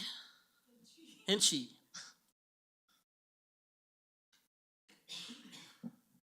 And if you would, please state your name and cross streets. And also, Morgan. just for clarification, were you one of the people who signed up before Wednesday at 5 p.m. or did you come tonight for Yeah, I unscheduled? did try to sign up. I called on Monday of last week to do a scheduled speech. I don't know how this was missed, so. I'll probably be at 3 minutes anyway, but it would Okay. be nice to have a We'll little set buffer. your timer to 3 minutes if that's okay with Okay, I can talk slower then. you. Go ahead, please. Name and cross streets, and then we'll start your timer.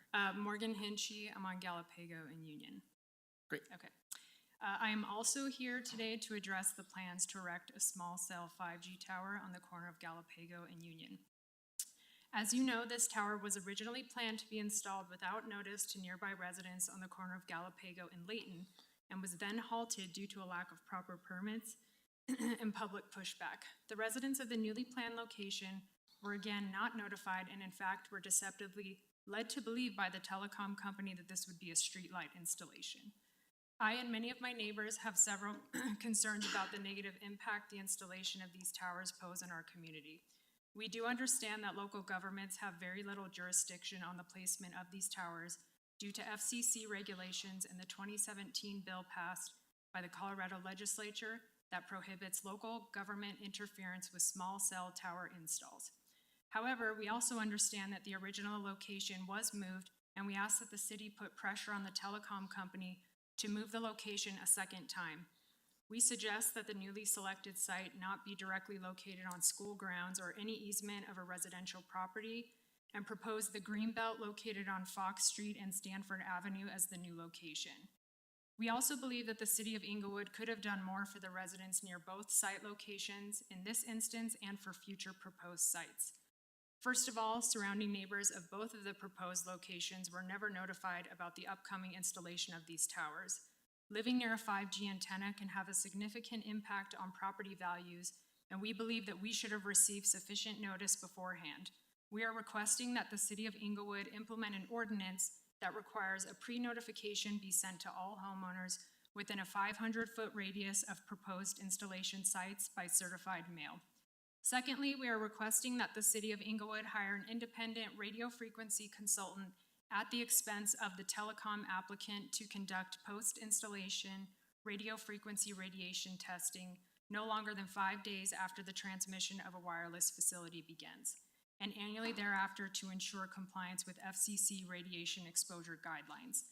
We also ask that you require proof that the telecom applicant and corporate operator of any proposed small cell antenna has obtained liability insurance, which does not include a pollution exclusion related to radiation emissions.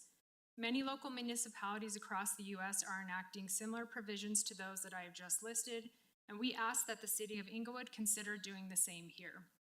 Lastly, we would like to ask that Mayor Sierra write a letter to the Colorado legislature on behalf of Englewood residents expressing concern over the 2017 bill passed that strips local governments from having any input on the location of these small cell towers. Thank you. Thank you. Are there any questions? Member Woodward. Yes, would you be able to provide us with some of the names of the cities, and not right now, but something in writing of the cities that do notify residents? Yeah. So we can see how they do that, what they do, that sort of thing. Yeah, we've actually been working with the environmental health organization, and I have a whole document that I can forward to you with those cities. Great, thank you. Yeah, thank you. All right, we will be on to the next. Vincent Rosales. Just a reminder for the audience, I know that some of you are attending your first council session, but we do ask you to refrain from applause at the end of each public comment period. I know it's tempting sometimes, but in the interest of everyone feeling welcome, regardless of whether or not they agree with your perspective, if you could refrain from applauding, we would appreciate that. Mr. Rosales, good to see you again. Same drill. I need to verify with you. Did you contact the clerk ahead of time to schedule public comment? I just need 3 minutes. I'll be all Okay. Then if you would, please state your name and your address or cross streets for the record and proceed with it. My name is Vincent Rosales. I am the homeowner of the house in the corner of Galipago and Union where the 5G cell tower is going, and the front yard of mine and my girlfriend's home. And first off, I want to thank my neighbors from District 4 who are here tonight. I think there's about 15 here. So I want to thank them for their support. So first off, prior to the tower going in, no communication from the city at all about what was happening. I just happened to catch an Excel guy doing some measurements in the front yard. Asked him what they were doing. He said fiber optic cable. And then a few months go on, and the contractors show up to start working, and they tell me fiber optic cable and light pole updates, which is fine. I thought they were just going on the ground, no big issue. And then I noticed they put in the big plastic container in the front yard, and that's when they got concerned because I thought it might be on my property. And so kind of go out to talk to the contractors when they come back the next day, and that's when they kind of let it slip that they're putting in a 5G cell tower, and they get it because everyone gets upset about them when they put them in all around the Denver metro area. And so that's when we got upset, and we kind of felt like this project was being kept quiet by the city due to the situation that happened at Mr. Rice's property. And the fact that a lot of people have strong feelings about these towers, and it's obvious, like there's a lot of people here who are very upset about it, and there's definitely a stigma about these towers. And then, so once we found out that the tower was going in the front yard, we reached out to multiple realtors, and the worst part is our property value could decline because of this tower, which is very upsetting. We worked very hard for our home. It's our biggest asset. It's our retirement, and to find out that someone or telecommunications company come in and devalue it without speaking to us is very upsetting. It's very frustrating. And then we don't understand why the tower was planned to be put on our corner, especially when the green belt is 1 block, 2 blocks down the street from us. There are multiple light poles there, freestanding light poles, not next to wires or anything. Why couldn't it be put in a public space if it needs to go? So we would like the city to be more thoughtful when they go into planning, not just cell tower projects, just all projects going forward. Make sure there's communication with the residents, because at the end of the day, there was a lack of communication, and it only made the frustration even worse. And at the end of the day, housing in Colorado is very expensive. It's competitive. Me and my girlfriend, we had to work 2 jobs to get our home. It was very difficult. It was very stressful. And it's just devastating that our property value could go down by 20%.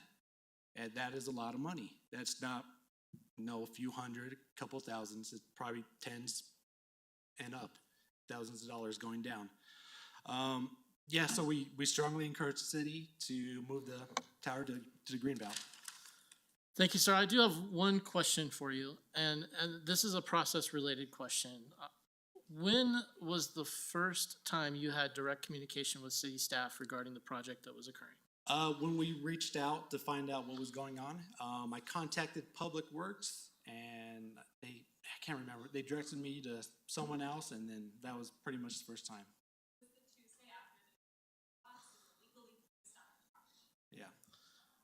So I just want to make sure that I understand the timeline here. You came outside, you saw contractors in your yard, and for the benefit of the rest of the body, I have had a direct conversation with Mr. Rosales about this as my constituent. You asked what was going on. They informed you that they were pulling fiber optic cable. Was that when you called Public Works, or did So you? the first Monday morning, they said, we're doing fiber optic cable, light pole updates. I was like, great, go ahead, do what you need to do. And then they put in the big box that afternoon, that Monday afternoon, and that's when I got concerned. And then next day is when we contacted the city after talking to the contractor when he said the 5G cell tower was going in.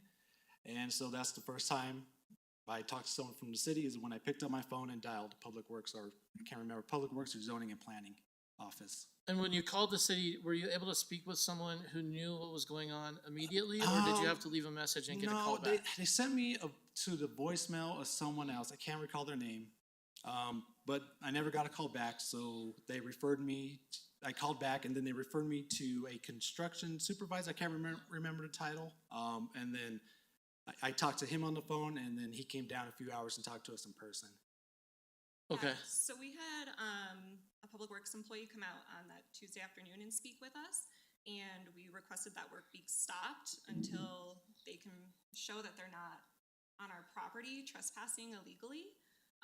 He said that he would work on that, let us know that next day. He said that it wasn't in the best interest of the city to issue a stop work, so that a land survey could be done. Ultimately, again, the utility box was a foot onto our property, and then had to be moved over. And that survey was ordered after you requested it. Yeah, multiple times. Okay. And just for the record, since we have two people up here now, can you please introduce yourself and describe your relationship to the property? And I'm Lindy Hain. I'm co-own the property with Vinny at Galipago in Union. And we normally wouldn't allow this type of exchange, but you both are involved, and so I've had conversations with both of you, so I think it's appropriate. We've both been in contact with city work employees and trying to do everything. I mean, I think it'd be impossible for one person to do this by ourselves. So, sorry. Okay, great. I think that's the end of my questions. I see Member Woodward here has a live mic, so we will move to him. I just have one question, and that is, am I correct in understanding that the city was unaware of this work actually happening? No, the city was aware of it. It's just no one talked to us about it. Okay. And they had a permit for doing this? We've requested a permit. So it sounds like they had the permit for the boxes. We've asked to see the permit for the tower itself, but we haven't received anything yet. You know, our ultimate concern is that 20% property value decrease, and the Greenbelt being so close by, we really feel like it's been poor planning on the city's part, because they do issue the permits to ensure that tower can go up on the Greenbelt and not directly in front of somebody's property. We're the first residential property. We're not going to be the last. We're not going to be the first residents who are angry and upset about this. I think it would save everybody a lot of time and energy if this was just planned better initially. Okay, thank you. Thank you. Member Russell. Is the tower already installed? No, not yet. Just the box. So I don't know when the tower's going up. We're supposed to get a date. Public Works, I've been speaking with the deputy director. He's been very nice to speak to. Not everybody at Public Works has been, but he has been. He said that he will let us know. He said it's likely end of the month. However, that is quickly approaching. So. Okay, thank you. And I just want to state for the record, I did request and receive a copy of that permit, and to the extent that you did not get it, that is probably because someone, probably me, told them that I would be giving it to you. So that is my fault, and I apologize for that. I will, I have your email address because we have exchanged emails, and I will forward you what I received. So I apologize for that. Any other questions? Thank you. Thank you. Mayor Protem, we have 3 people online. We do. We have Steve Kelly next, who's here in person. Mr. Kelly.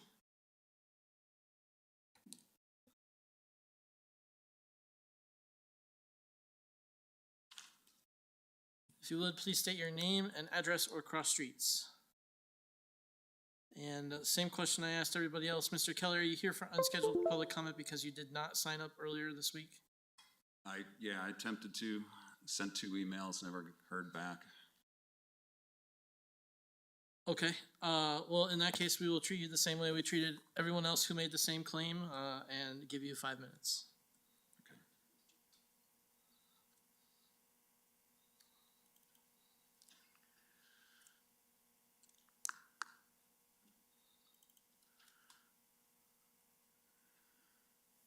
And please open with your name and cross streets. Yes, sir. Steve Kelly, Radcliffe in Delaware. I'm here to speak about or to give an update on the off-leash program. And so here we go. So City Council is still interested in hearing about off-leash. Disappointed by that. And it's evidenced by the desire to keep questions on the city survey. Also, the mayor's comments at a recent city council meeting. Here are conditions right when the park opened in May. This is the center of the multi-purpose field. Oh, there we go. It was roped off for a while by one of the memorial benches. Those circular things are fungus problems. They had not been eradicated. I know you had said, Representative Ward, that your concern was the grass. That's why you closed the park for 6 months, or it was closed. These areas, again, this is about the first day. Nothing done. Nothing done. This is by the High Peace Garden, still weeds. The sign went up. As a response, many people I talked to, they were okay with this. Temporary fence in the athletic fields. Well, not the athletic field, the multi-purpose field, and some limited hours. There was no problem with that. I think, this was the beginning. If you notice over here, there's no worn trail due to overuse or anything. Seniors, juniors, and everybody, we walk around here. Park wasn't overused. I gotta zip back now. This is this morning. The weeds are doing okay, but there's a lot of areas that are getting burned from lack of water.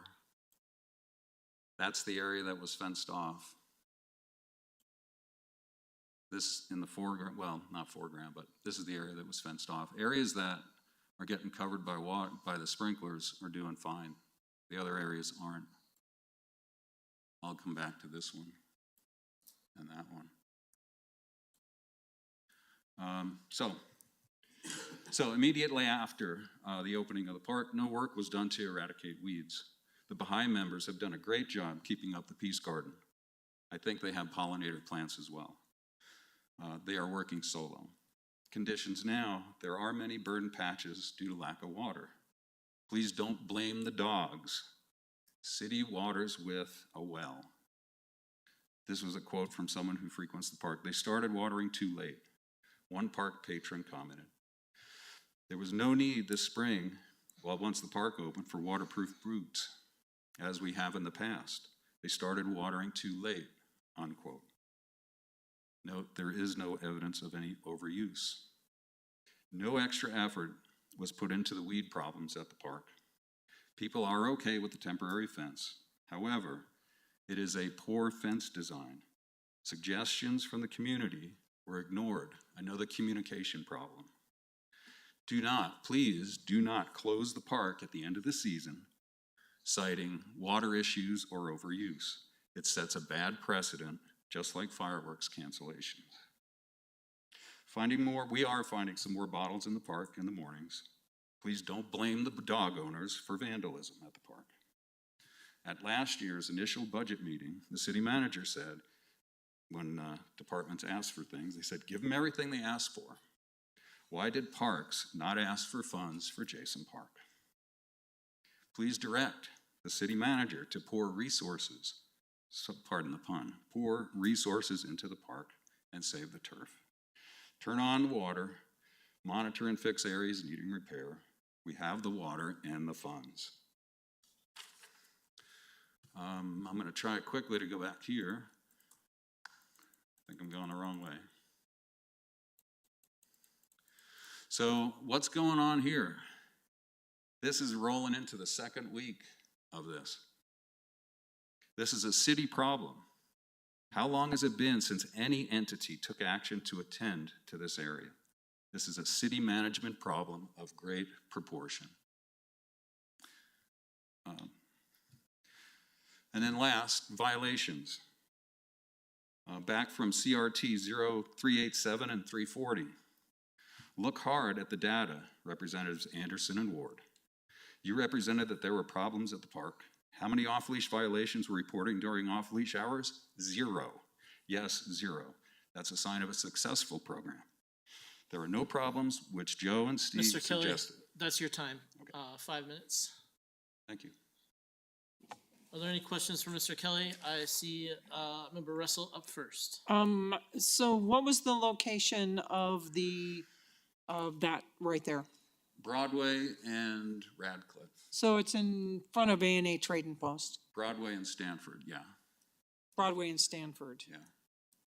Okay, I have had another person bring that to my attention.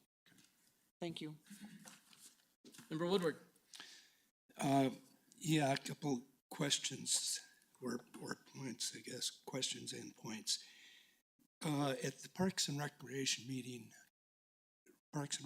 Commission meeting last week, we had discussed, and it was brought up, that over the 4th of July holiday, the irrigation system broke down at Jason Park and wasn't realized until July 6th, at which point it was repaired, and they've been irrigating at 150% since then. Great to know. During the day and other times.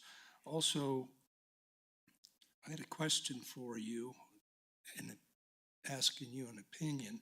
Where those temporary fence posts were, and then were knocked down and removed after they were broken, it looks like a permanent fence is going to go up there with big gate to open in the center of it. Why is that, I wonder? Well, Well, that's not the question. The question is, in the winter, come October, this was brought up as a suggestion.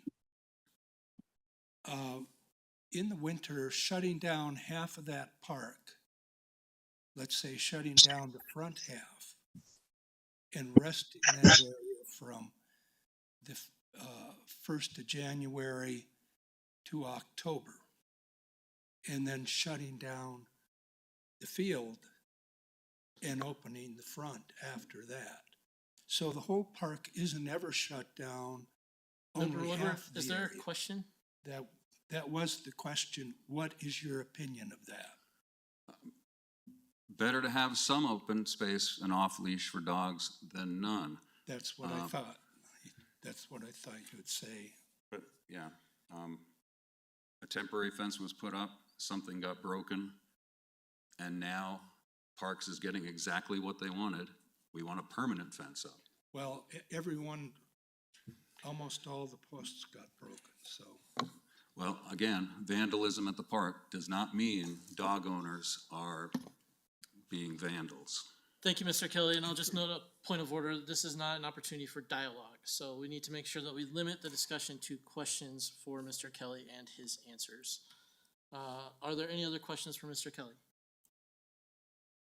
Thank you, Mr. Kelly. We will move to our online public commenters, and I'll ask the clerk to introduce them. Yep. Our first speaker is Susie Edwards. Can someone help me get my zip drive out? Hello, thanks for your time tonight. I appreciate it. I'm sorry, Ms. Edwards, just one moment.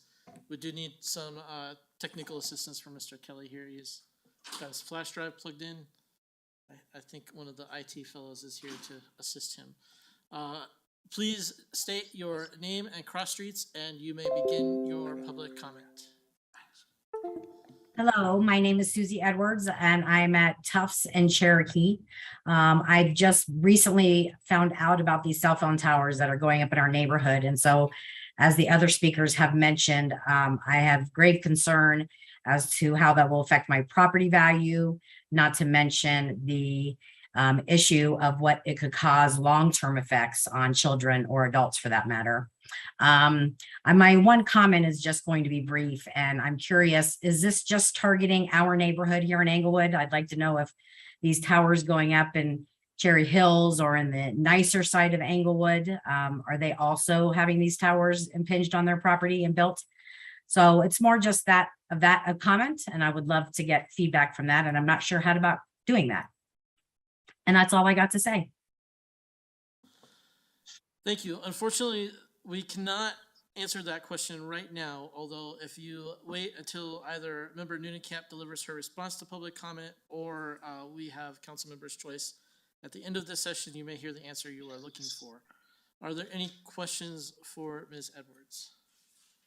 Member Woodward, your microphone is on, but I suspect you do not have a question. All right.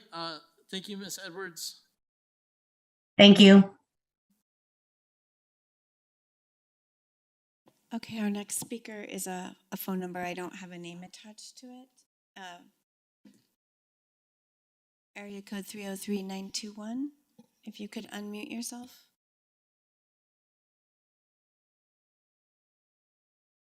That'd be *6 if you're on a phone.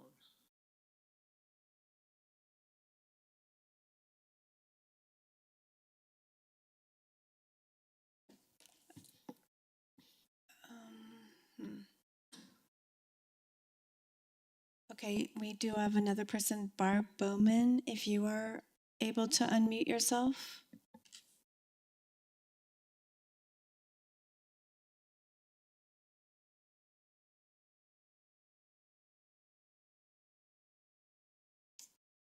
Goodness.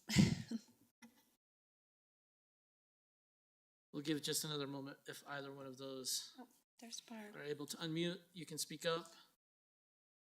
Give you about 15 seconds, and if not, we will conclude public comment.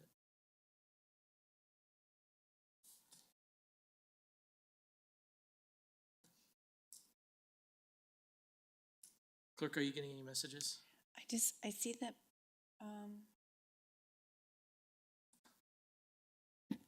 sorry, our IT team is troubleshooting it behind the scenes. 1 second. Okay, we'll expand that time frame momentarily. I don't want to shut anyone out of public comment if they waited 2 hours for us to get to it, so.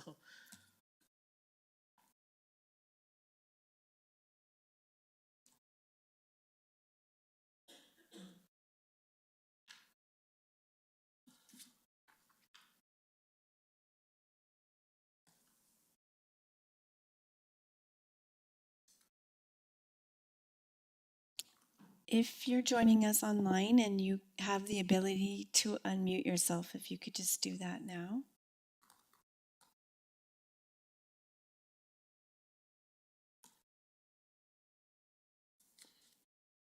Okay, sorry about that. All right, well, that concludes public comment. Member Noonekamp, you are up with the response to public comment. I'll note here that Councilmember Anderson, who is joining us virtually but is under the weather, would normally be up in the order to give response to public comment, but we're showing a little mercy to him and his voice tonight and allowing Member Noonekamp to step in his place. He will probably take it in the next session if he is healthy enough to do so. Happy to do it. Thank you so much, Mayor Pro Tem. Thank you, everyone, for coming this evening. I know that especially coming for the first time, if you have never been to a city council meeting, can maybe be intimidating or confusing, and we're always working to try to make these meetings accessible. So thank you for coming and for sharing your perspectives with us. I was taking notes throughout, so I'm just going to work through the issues as we heard them. Ms. Liebert, thank you so much for coming and sharing, I don't know if you're still here, about native plants in Englewood's landscaping.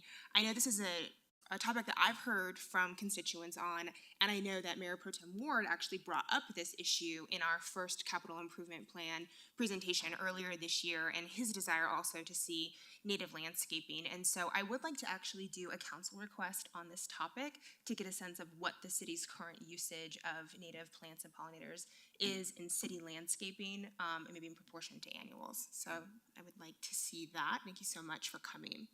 Ms. Bailey, don't know if you are still here, but I will use this opportunity. I'm glad that she came this evening and brought up her concerns about funding for the Englewood Police Department. And I do want to use this opportunity to respond to her concerns and to clear up some of the misconceptions. First, I'll start by saying that this city council cares deeply about the safety of the city. It was our top priority in our strategic planning at the beginning of this year, and something that we're continuing to explore how we can make sure it's fully funded to the extent that we're able to. The statement that EPD has been understaffed historically and underfunded, I do take issue with. I used to chair Englewood's Budget Advisory Committee. We would bring in EPD every single year to hear their needs, and heard multiple times that they had what they needed in recent years. And then we did hear this year that there are some significant needs that they have raised. As Ms. Bailey mentioned, there's a $1.2 million request. And while I wouldn't call that modest, if City Council were to approve that request initially, the general fund does not provide year-over-year funding for that. It would be a one-time funding source. And so if we were to approve year-over-year salaried positions, it would have required other city layoffs, which we heard directly from our city manager, and that's something that we didn't choose to do. We did choose to fund what we could initially out of that request, and are continuing to look at other ways to ensure that we have safety needs funded in our community. Alternative policing, which was also brought up, is just one tool in Englewood's tool belt, and these reforms have been implemented with the input, not only input, but the leadership of Englewood's police department. Pursuing long-term funding for our alternative policing reforms is another way that we can also ensure that we have other resources for traditional funding tools as well. And all of those tools together will help us address Englewood's diverse safety needs.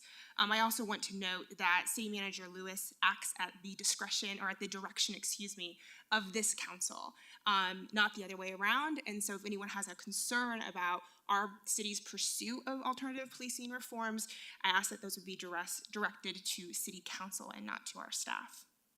I'll reiterate that we care very deeply about ensuring that the city is safe, and are working to ensure that we have adequate funding for both the reforms and the traditional policing efforts that we're using in our city. To Mr. Rosales and Ms. Hain, thank you so much for being here. I hear you, I hear your neighbors. This sounds like a very frustrating situation, and I'm sorry for any way that your engagement with the city has made that more frustrating for you. So I want to acknowledge that on the front end, that maybe had some calls not returned or some challenges, and I'm sorry for that. I also appreciate that you acknowledged that we don't have full jurisdiction here. The city does have some limited abilities to engage in this process, but I appreciate that everyone who spoke this evening, I'll speak to all of you, that group at once, including those online, that you came with some great suggestions for the different ways that the city can look into both addressing some concerns about this project and those to come. And so I appreciate the proactive suggestions there for us, and want to continue to explore those. And you've given us a lot to think about and a lot to look into. And those are all obviously conversations that we need to continue having, but I want you to know that I'm grateful that you came. We definitely heard you, and those are things that we're gonna continue to look into. Mr. Kelly, thank you for coming this evening. Good to see you there in the back. As you heard, there was a direct response to the watering at Jason Park, but you may have heard also that there is a Parks Master Plan update coming next year. And earlier, just in this meeting, we did hear that the irrigation systems in many of our parks need updating, or in some cases, full replacement. And I also wanted to clarify for you that a potential change to the fence at Jason Park is something that the council will be discussing. No decisions have been made. That will be a council decision, not a staff decision, and we do expect that to come to us in the next several weeks.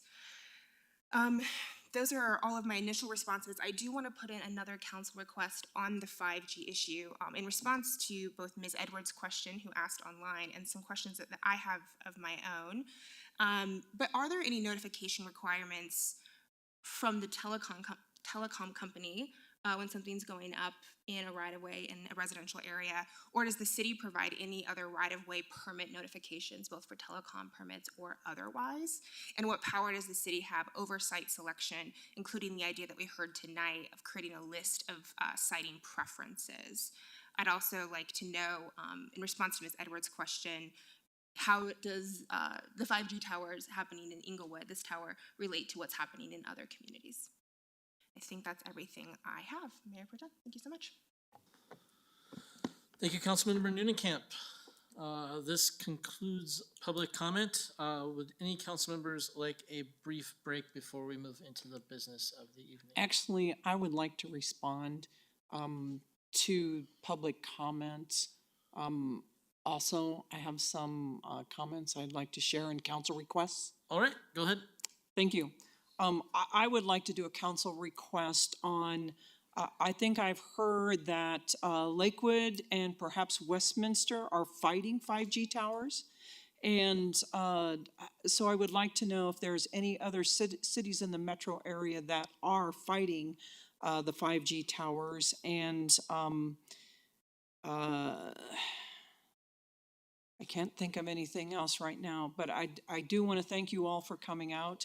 I'm going to respond to Ms. Edwards' question. Yes, they are going up across the entire city.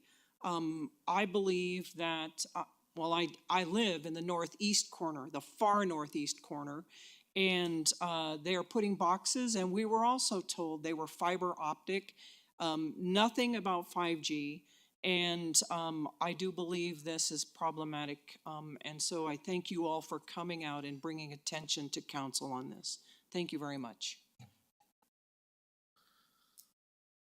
All right, same question as before. Would anybody like a break before we move into the business agenda? All right, with that, public comment is concluded. Thank you, everybody, for coming out tonight. We will move on to the next item on our agenda, which is agenda item 9, the consent agenda. And I did not receive notice that any items were pulled from the consent agenda. I do see Member Woodward. I'd like to go ahead and move the consent agenda for approval. Is there a second? Second. Agenda item 9 has been moved and seconded. Would the clerk please take a vote? Member Anderson? Aye. Member Noonenkamp? Aye. Member Russell? Aye. Mayor Pro Tem Ward? Aye. Member Woodward? Aye. Let the record show 5 ayes. All right, agenda item 11A1. This is the cooperative agreement regarding pass-through revenue for School Finance Act compliance with Englewood schools. Staff contact. I see Mr. Primba coming to the podium. Mayor Pro Tem, council members, I'm here primarily to just answer any questions you may have about this item.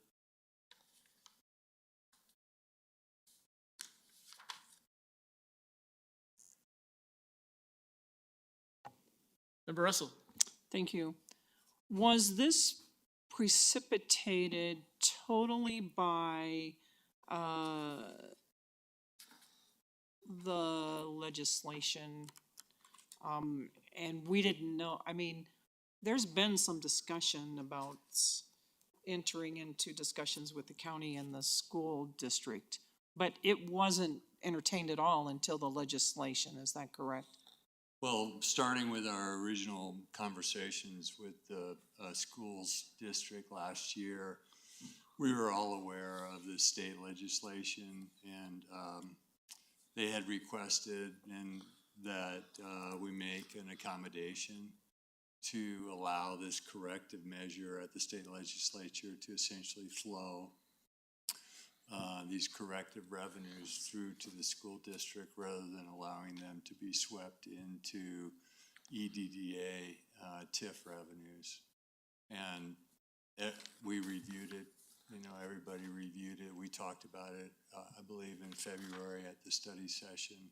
And in total, it seemed like a very reasonable accommodation. Good partnership with Englewood schools, and relatively modest amounts in total. And they were very, very pleased with the accommodation. Couldn't have been more pleased. So why did we wait till now to do this rather than back then, if we already knew it then? It's, believe it or not, it's really been in motion since last summer. The idea was kind of planted and it's been moving forward. There was a Supreme Court case on it that had some bearing, and just frankly, the drafting process and the review of the specific numbers and understanding how some of the revenues flow from the county to the city before they're allocated. Okay, so is this, it comes to the city and then the city pays the school first. And so is it gonna be a difficult thing to make sure that they get that 1 mil? Or that, so 1 mil will just be taken out of what the DDA gets and go to the school? Right, and it'll be allocated and sent to schools, and the finance department has been holding those amounts for the, you know, up to this date. And it's they seem to be doing it very easily and tracking it very easily, so I wouldn't expect it would create any problems. Okay, thank you very much. I appreciate it. Any other questions? Seeing none, I'll entertain a motion. Your Honor, I would move Council Bill number 38. Moved by Member Woodward. Is there a second? Second. Second by Member Noonenkamp. Clerk? Member Anderson? Aye. Member Noonenkamp? Aye. Member Russell? Aye. Mayor Pro Tem Ward? Aye. Member Woodward? Aye. Let the record show 5 ayes. Thank you, Mr. very Perma. much. Agenda item 11B1. This is Council Bill 35 on second reading, ballot questions regarding 2 taxation-related items. Noting that we are a council of 5 this evening, I am going to move to table this item to our next meeting on July 25th. Can I have a second? Second. Moved and seconded to table agenda item 11B1 to July 25th. Discussion? Member Woodward? Yes, I want to know from staff, do we have the time for this to go through the county, or maybe that's for the clerk? I mean, aren't we under a time crunch on this? Oh, we do have the time since our next meeting is next week. Okay. Any other questions? Comments on the motion on the table? None? Will the clerk please call the vote? Member Anderson? Aye. Member Noonenkamp? Aye. Member Russell? Aye. Mayor Pro Tem Ward? Aye. Member Woodward? Aye. Let the record show 5 ayes. That item is tabled to our next meeting on July 25th. Our next agenda item is 11C1, the Englewood Employees Association contract. With us this evening is Director of Human Resources, Sean Weisky. Did I get that correct? Hey, first try. The floor is yours. All right, thank you, council, and good evening. I'm just going to go over a high-level overview of the tentative agreement that was reached between the EEA and the City of Englewood. A little bit of background. The economic data as we knew it back in March of 2022, which is when we commenced negotiations, looked like this. We evaluated the CPI, took a look at the local CPI, which is Denver, Aurora, Lakewood, and as you can see, it was 0.4 in 2020, 7.9% in 2021, and in 2022, it was 3.4%, and that was effective as of March of 2022, and that's the amount of data that we had at that point. So as you can see, that's an overall increase of 11.7%. EEA COLAs during that same time was 10.5%. So you see a difference of 1.2% in the CPI compared to the increases. So the economic projections that we were relying upon in conjunction with the Finance Department came from the Colorado State Legislature, and the estimated increases for CPI through the year ending 2024 is 15.6%. So when you take a look at what I'm about to get into, the COLAs for EEA during that same time period add up to 13.5%. There is some compounding that is not taken into consideration with that, but that's a rough estimate without that compounding number. The CPI during that time period is 15.6%. This was something that we looked at very closely. We wanted to make sure that we were not over shooting these increases when we're looking at inflation and CPI. With the money that the council approved a few weeks ago with the class and comp study, that will shore up any deficiencies in the pay plan that we currently are experiencing, or that we believe we're experiencing.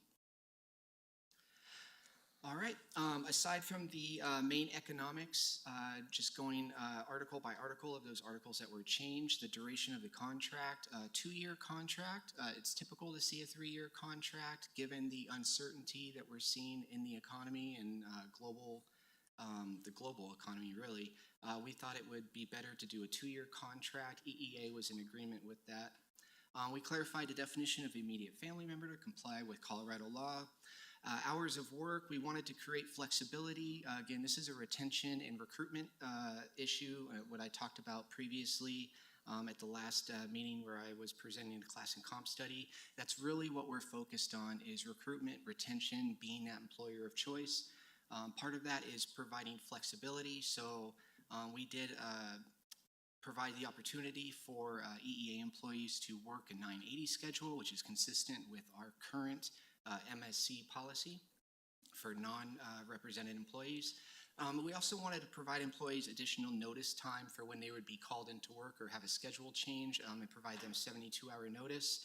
Right now it's 24-hour notice. During the course of negotiations, we heard over and over again about the disruption of having people change their schedules at the last minute.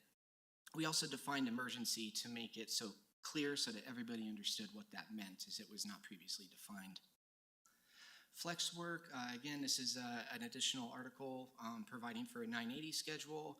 Overtime, in keeping with the flexibility for employees, providing employee discretion to receive overtime payment or comp time. As of what it was prior, the department provided that decision. They were the one who made that decision.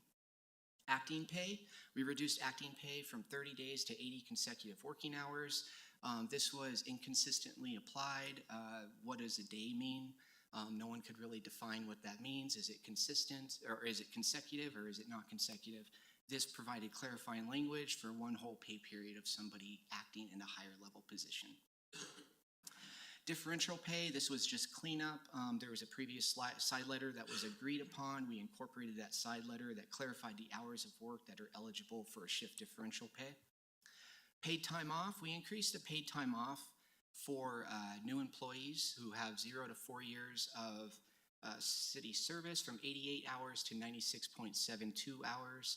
One thing I do want to highlight that I have gotten questions on, the overall accrual amount that someone can accrue in that year is still 88 hours, although there is a provision in the EEA contract that pays out any unused PTO. So the employee will either be able to take that as a day off, or they'll get paid out for those 8.72 hours at the end of the year. The reason that we didn't increase the cap, excuse me, is due to unfunded liability. We wanted to make sure that we weren't increasing the unfunded liability for the city. Article 13, sick leave and salary continuation. There's a lot here, but a lot of it is cleanup. We are now going to be allowing employees to carry over sick leave from year to year up to a cap of 192 hours. Right now, leave occur frankly, because, a lot of people don't want to lose out on a benefit that they're being provided. So this would disincentivize that and hopefully shore up some of those operational issues that we're seeing toward the end of the year. This doctor's note, that's just a cleanup to be consistent with Colorado law, that we can ask for it after 4 consecutive absences. That's the requirement under the Healthy Family Workplaces Act. Salary continuation. The city, as we talked about in the family opt-out presentation, salary continuation that the city offers is more lucrative than what the state program is going to offer. And we are going to also proposing to add baby bonding leave as a part of that, which is a paid parental leave program. For continuous salary continuation, we changed it from 90 days to 480 hours. This was to ensure equity in benefits. We have people working different hours. Some people work 410, some people work 980, some people work 5/8. If you go by days, you have an inequitable outcome where you have some people being able to take more time off than others. So we transition this to a bucket of 480 hours, which is also consistent with the FMLA. So those two would run concurrently. Intermittent salary continuation, we modified that from 30 days to 160 hours for exactly the same reason, to ensure equity of benefits. We increased the elimination period from 40 hours to 80 hours, and this was in recognition of being able to roll over that sick leave. So now you have higher sick leave balances. So to make sure that employees have skin in the game, we're also upping the elimination period. And we also added in language to prevent employees from participating in both salary continuation and the state-run family program simultaneously. Funeral leave, we increased it to 40 hours per event. The events of the last couple of years really highlighted the need to be compassionate and be understanding when employees have deaths in the family. We did insert language in there that allows the city to ask for documentation of the need for leave if it exceeds 2 in a 12-month rolling period. Holidays, holiday and enhanced holiday pay. This is a provision that was near and dear to EEA. Currently, some departments in the city require their employees to work a 410 shift. But when they get paid for a holiday, for example, this last 4th of July holiday, if they work a 10-hour shift, the city only pays them for 8 hours of holiday pay, even though they're working 10 hours on that holiday, because that's what the language in the collective bargaining agreement says. So what we had agreed to is that if the city requires you to work an alternate schedule, then you would be eligible for that time that you're actually working to be paid for holiday pay. If you elect under the flex work policy to go into a 410 or a 980 shift, you're still going to get that 8 hours of holiday pay because it was your choice that you voluntarily are going to that different schedule. Article 22, health insurance. We are going out to market this year to take a look at our health insurance options. Because of the timing of that, negotiations had to be wrapped up by July 1st per charter. However, our RFP is not going to be completed until the end of summer and early fall. So this is a reopener to discuss any possible changes to health savings account contributions. The city and EEA agreed to eliminate the Retiree Health Insurance Assistance Program for employees that are hired after January 1st, 2023. That program currently provides $100 a month to retirees until their passing. So it's a very expensive program. The last estimates I saw, we spend about $220,000 a year on that program. And so this was a way to start looking for some savings that are not impacting our current employees. Grievance procedure, this was cleanup, replacing city manager with HR director, which is typically the way that it happens. City manager has a designee. Typically, all of the grievances go to the HR director. Corrective counseling, this was again clarification.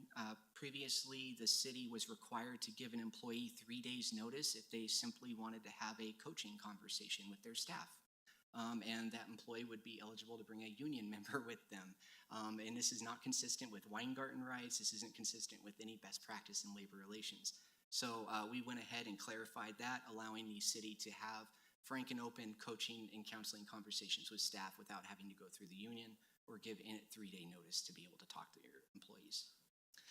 Callback pay, again, this was clarification of what constitutes callback pay. There's just inconsistent application throughout the city, and so we worked to make sure that there is consistent application with that. Labor Management Committee meetings, again, this is all about flexibility. Currently, the city and EEA, I would like to think, have a good working relationship. And so we don't want to be compelled to have to meet at a certain designated time. If we feel that our current interactions are working well and we're accomplishing the goals of the city, then we can mutually agree not to hold these quarterly Labor Management Committee meetings. In addition, I mentioned the rollover of sick leave. We are proposing as well to have a side letter to modify the current collective bargaining agreement to allow rollover of sick leave from 2022 to 2023, and this would be consistent with the proposed provision in Article 13 of the new collective bargaining agreement.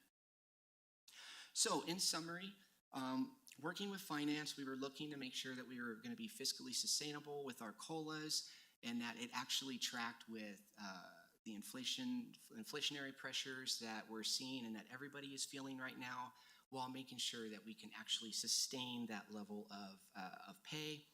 Short-term agreement, 2 years. Neither the city nor EEA wanted to extend too far out. We didn't want to bind ourselves to a contract that maybe we couldn't afford in the future, especially if there is a recession or something major that goes on in the world. Competitive leave enhancements. We wanted to, again, try to position the city as a employer of choice.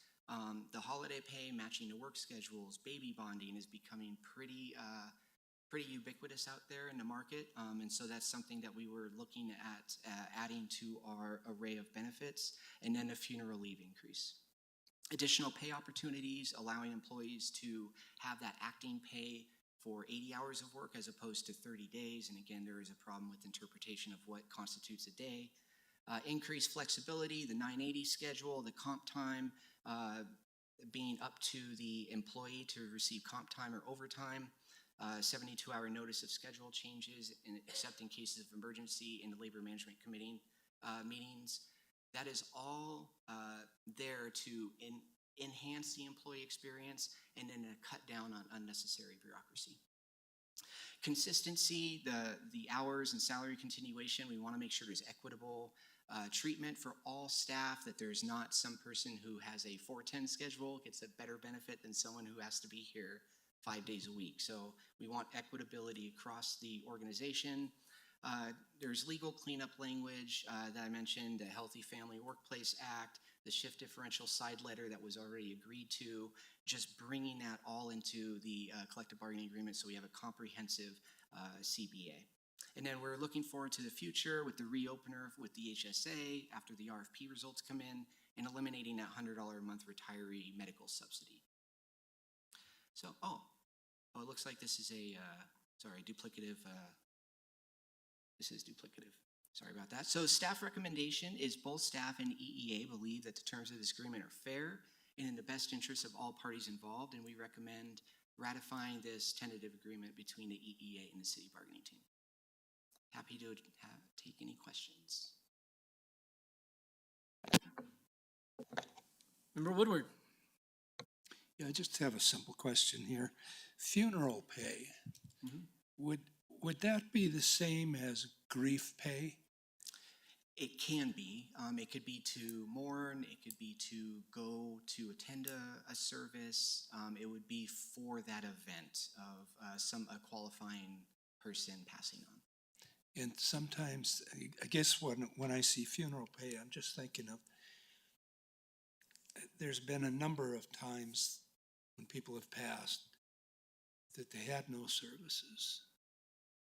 And when it says funeral, it just seems to me to lock that up. Well, there was no funeral, and yet they could be grieving.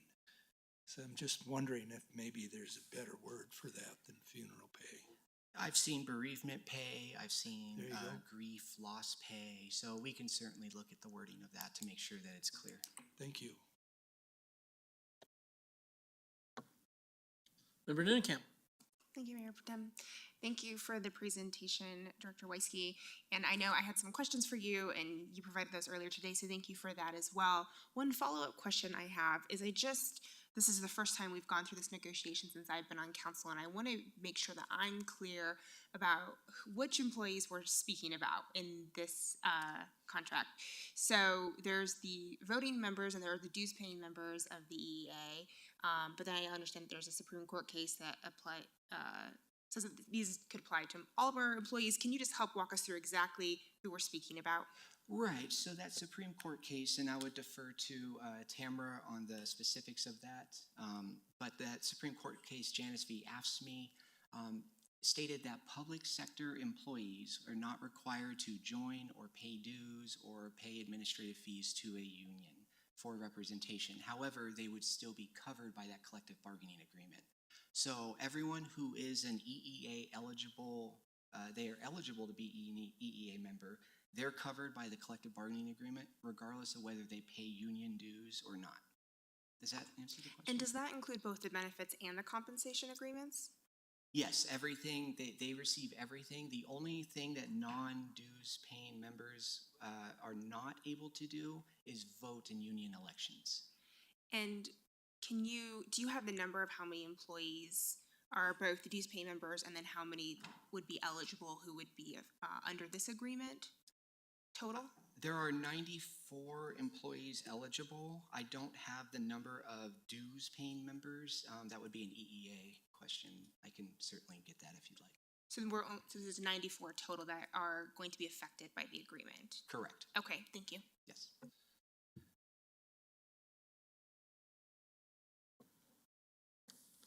Any other questions?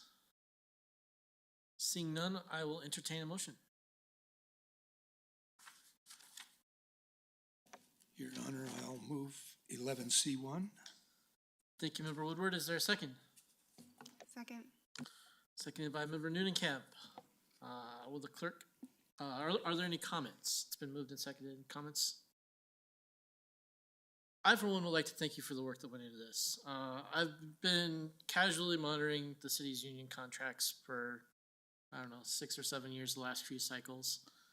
But I see some real progress here. It looks like the city effectively partnered with the union in this cycle to talk about their mutual needs, and it's really refreshing to see that. In past years, the process has occasionally been somewhat contentious, even actually going to binding arbitration on one occasion. So it's always refreshing for me as one of the leaders in the city to see the process work in the first round as opposed to a protracted and contentious process. So thank you for that. Thank you for those comments. Member Woodward? I would like to just second what Steve just said. In my prior 9 years on council, I didn't see anything like this where there were this many changes that didn't seem adversarial, but seemed that they were done in cooperation with both sides, and then having a 2-year instead of the 3-year in agreement to doing that. I'm impressed, so thank you. Thank you. To both you and the unions. And they were a pleasure to work with, for the record. All right, with that, would the clerk please call the roll? Member Anderson? Aye. Member Noonan-Camp? Aye. Member Russell? Aye. Mayor Pro Tem Ward? Aye. Member Woodward? Aye. Let the record show 5 ayes. Thank you. 11C2, contract for design and environmental services on the Dartmouth Traffic Calming Corridor Project. Staff source here is listed as Capital Project Engineer Jake Warren and Capital Project Engineer Sarah Sigway? Sagu. Yeah, Sagu. This out. I now understand the mayor. I laugh at him on his right, every week, but some names are easier than others. So thank you for saying it again. You have the floor. Okay. Thank you. Good evening, council members. My name is Sarah Sagu, Capital Project Engineer with Public Works. Tonight we have a short presentation about Dartmouth Traffic Calming Corridor. So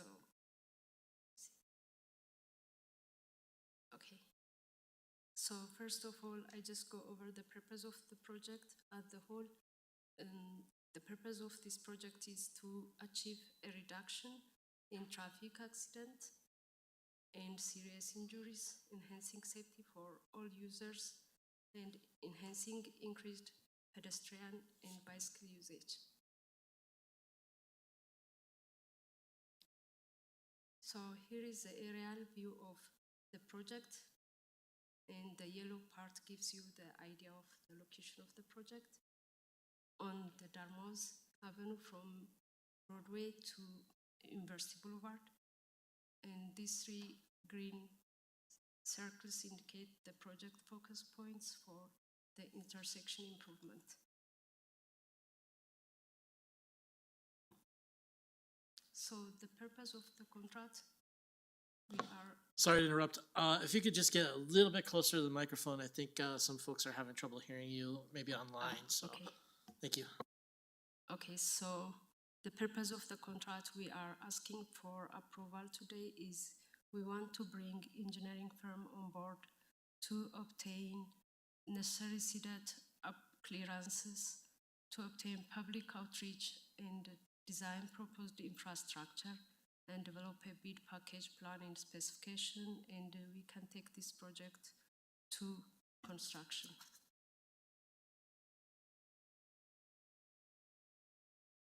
And in short, the selection process was staff published requests for proposals and received 8 proposals in response. We went through a qualification-based selection in accordance with the IGA application, the IGA and applicable federal regulation.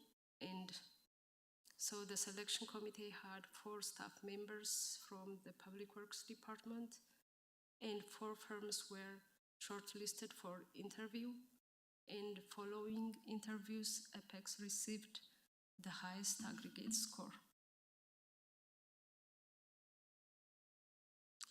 In terms of this project schedule, we anticipate design completion in February 2023, and construction is scheduled to be completed by end of 2023.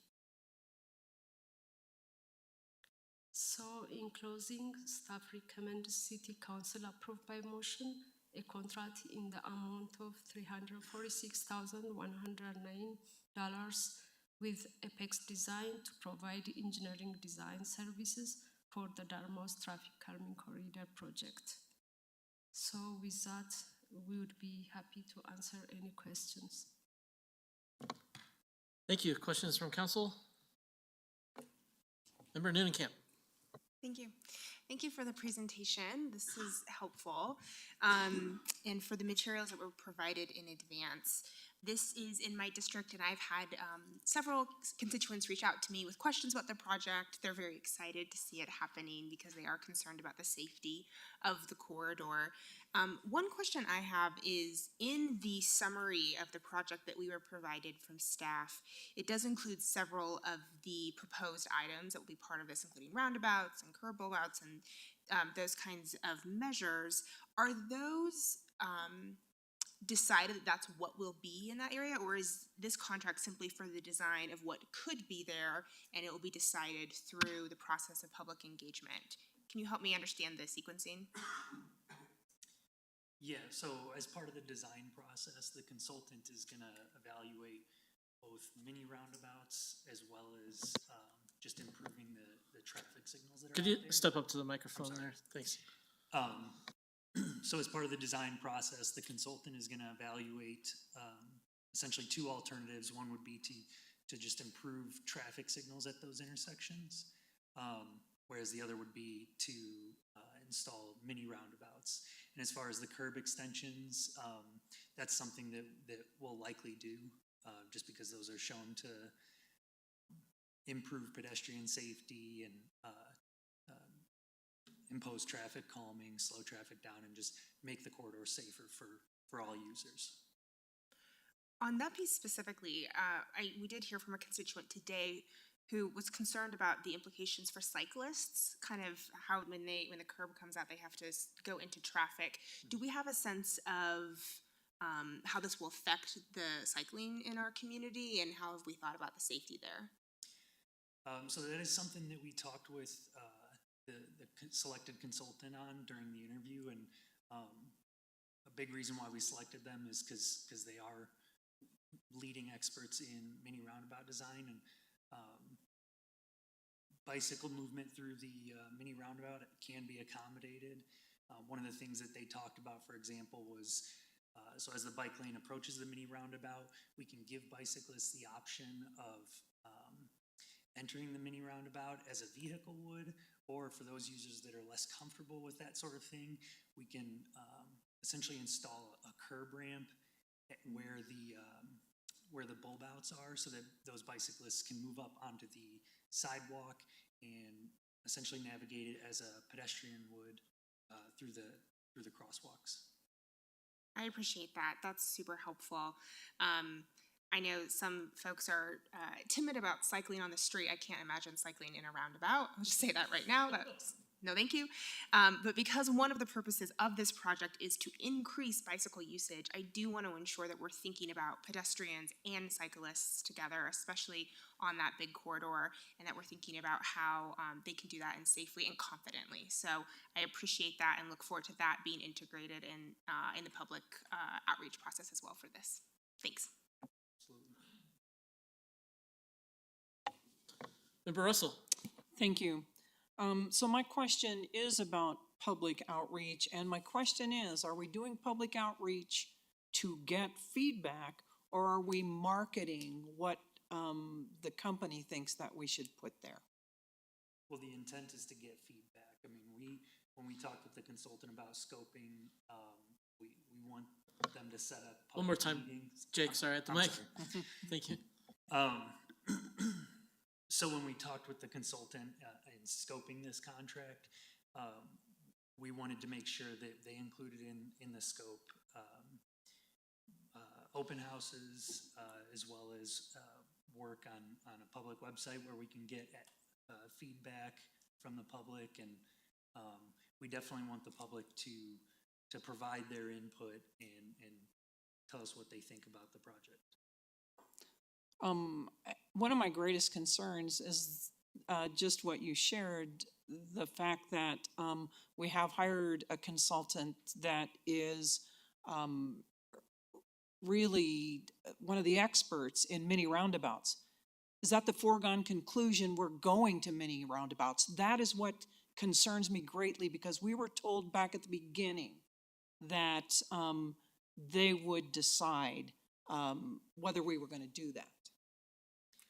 Well, they're going to have to do an alternatives analysis where they weigh based on the traffic conditions, what solution is most appropriate.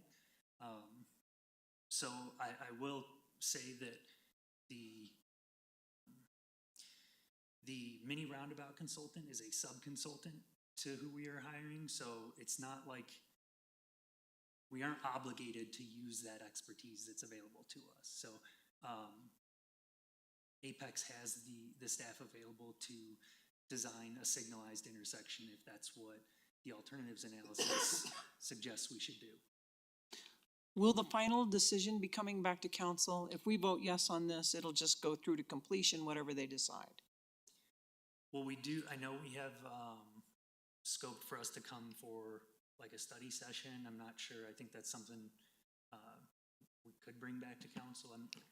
Is that something we would want to do? If I could weigh in, this will have to come back to council because the contract will far exceed staff's authority. So you will have the final decision and can really weigh in both at the public comment and the study session that we'll have on this, on whether, which direction you want to go. And ultimately, if council doesn't want to, if the recommendation is roundabouts and council doesn't like that, then you will have the ability to vote that down, and we'll go back to the drawing board with the alternatives, which is the traditional intersection.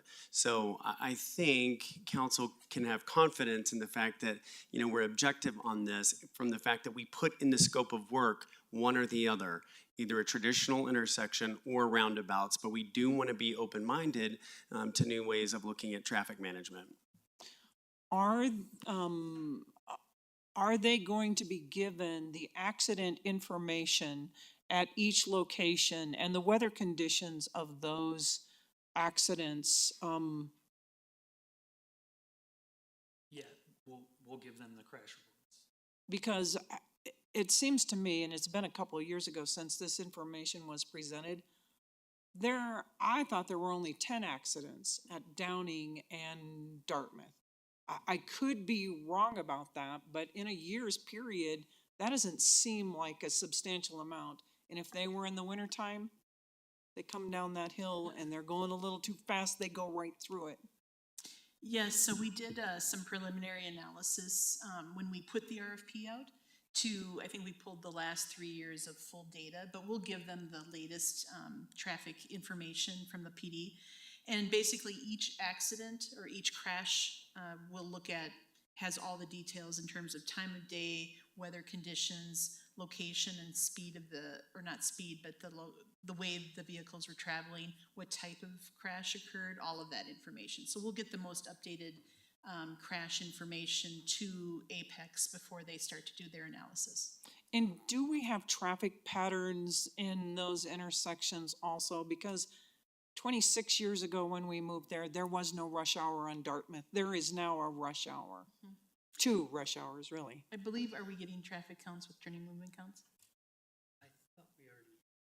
We may already have those. But yes, if we don't have them, that's another piece of information that they'll use, is basically the 24-hour counts, how many vehicles are traveling through per hour, as well as how they're turning at each of those major intersections. Okay, and then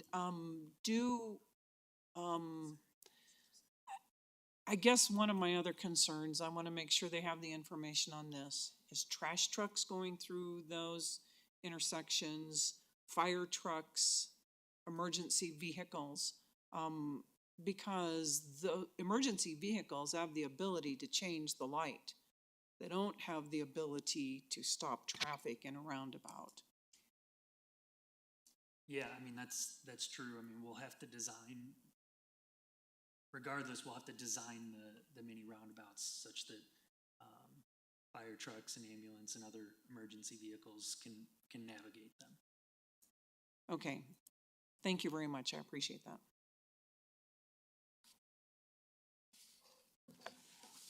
Member Woodward. A number of us were up in Breckenridge here for a CML conference, and there's numerous roundabouts up there which were, in my opinion, really efficient about moving traffic and not stopping. And I think, I think a lot of people a lot of the public that haven't driven them feel afraid of them. And once you get used to them, they're pretty simple. I mean, is my opinion. And I know Littleton has a number of them in their residential areas. So it would be worth taking a look there, what they have and how successful they are. So, sure. Thank you. One of the questions I have regarding the proposed design, and we've heard some concerns about roundabouts, but I'm friends with a member of our community who happens to be blind.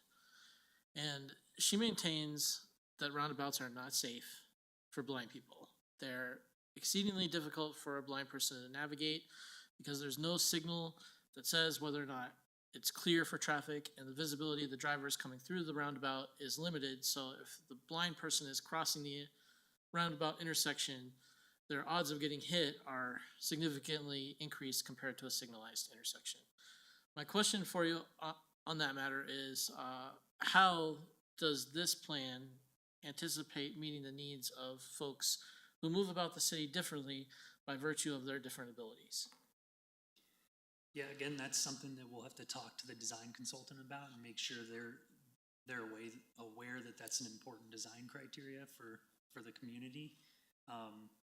There are definitely characteristics within a mini roundabout design that can make it safer for the visually impaired. So that's something we'll just have to incorporate in the design if that is the way we go with Okay. intersections. That's helpful, because that would be a deal killer for me. If I get a phone call that says, this is not safe, we just spent $350,000 on engineering and we're not going to construction, because I can't approve an unsafe design. And I don't think that you guys would either, frankly. But I would hope that you would keep that in mind as the process continues forward. Are there any other questions?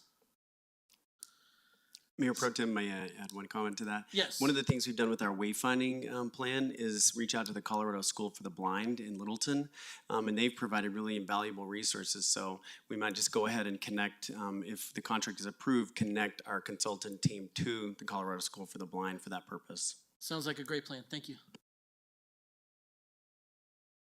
All right. Seeing no other questions, I think it is time for a motion. I move to approve agenda item, where are we at here, sorry, 11C2. Thank you, Member Noonan-Camp. Is there a second? I'll second. Seconded by Member Woodward. All right. Any comments on this project? Member Russell. Thank you. Knowing that this will have to come back to city council for a decision once it is done, I mean, I hesitate to even move forward with this because I am so totally against roundabouts on Dartmouth. But I'd like to find out what the study shows, and so I will be supporting it tonight. Thank you. Member Noonan-Camp. Thank you, Mayor Pro Tem.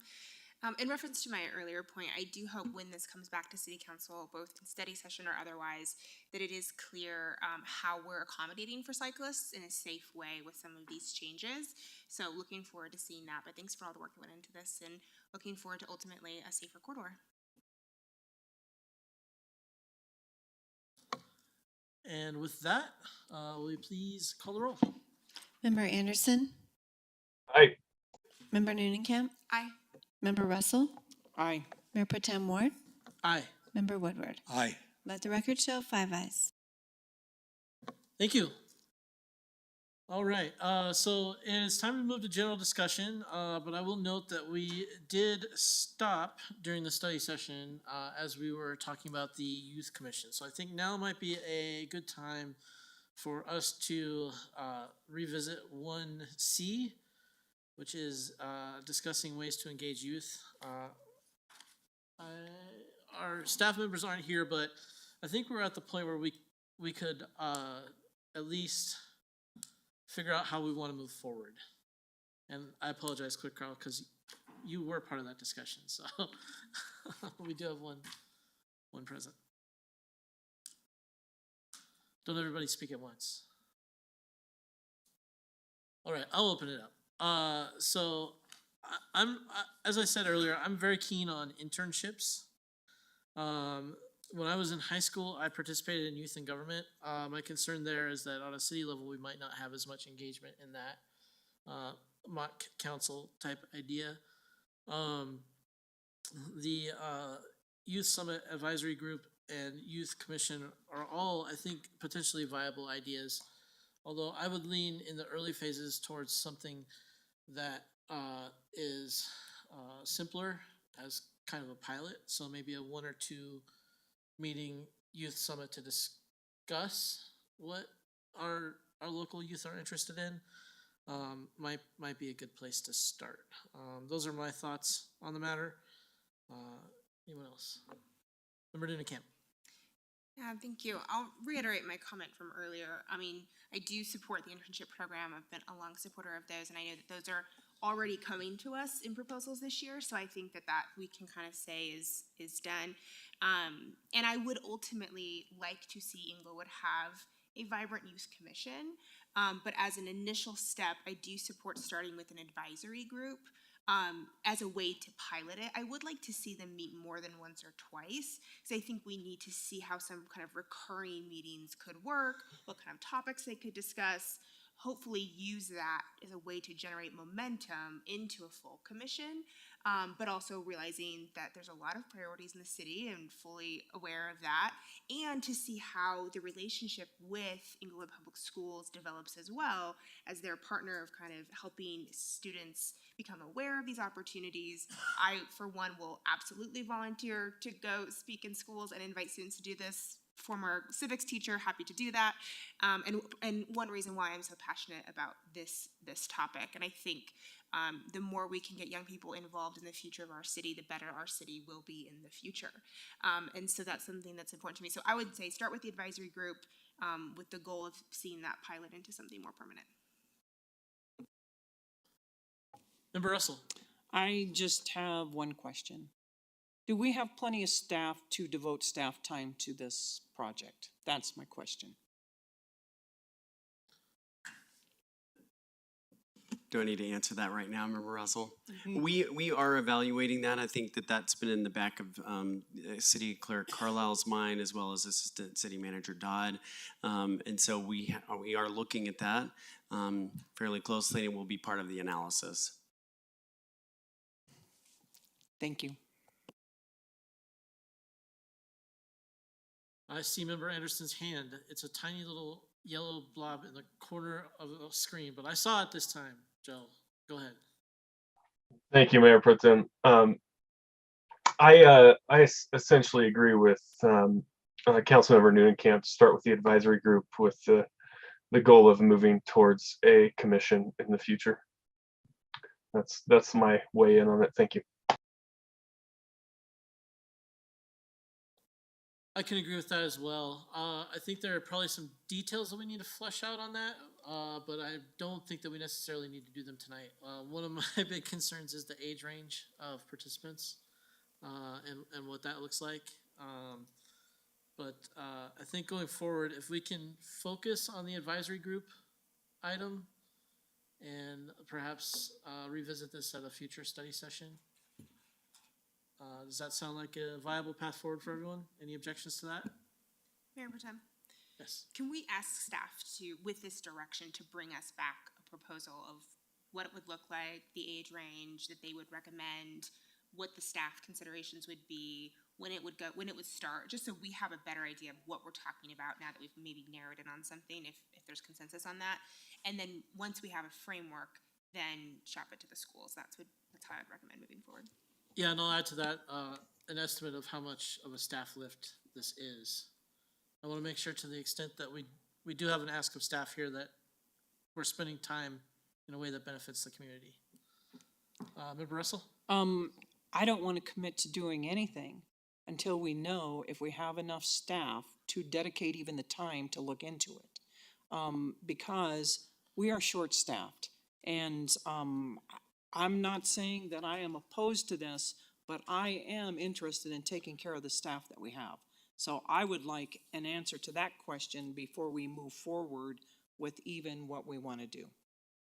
So I'm not okay to move forward at this point.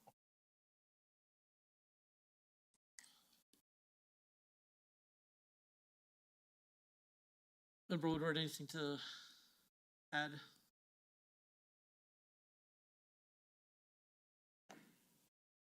Well, I would like to move forward, and subject to us having the staff to do something. If we don't have the staff, I don't know why we went through the whole thing tonight. So I think that's in process. All right, so it sounds to me like we've secured consensus to move forward with the caveat that if this is going to crush staff in a way that makes them unable to perform their other functions, then we need to know about that as quickly as possible. Right, and I get, thank you, Mayor, and I guess I should, Mayor Pro Tem, I guess I should also add that, we definitely have the staff for the analysis. I think staff did a great job tonight, of course, with the help of our summer intern, but it does depend on which direction council goes with regard to how much staffing would be required for each of those different options. But I'm definitely confident that at least half of those options, given we currently have staff resources for, I just would like to have a little more analysis from the team that put this together on, the staffing requirements for a couple of those. So I think we're focused in at this point on the advisory group option, with internships as a secondary ongoing kind of thing. Member Woodward, do you have additional comments, or does that give you enough direction, City Manager? I would turn to the clerk to ask as her team put this together. All right, Clerk Carlile.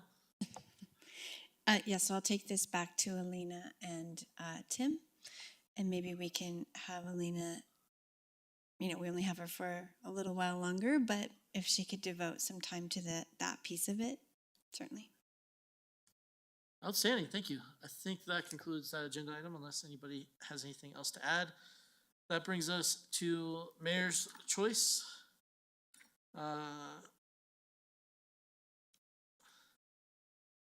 I think all of the things that I was going to request have been at least somewhat discussed in the council requests tonight regarding 5G.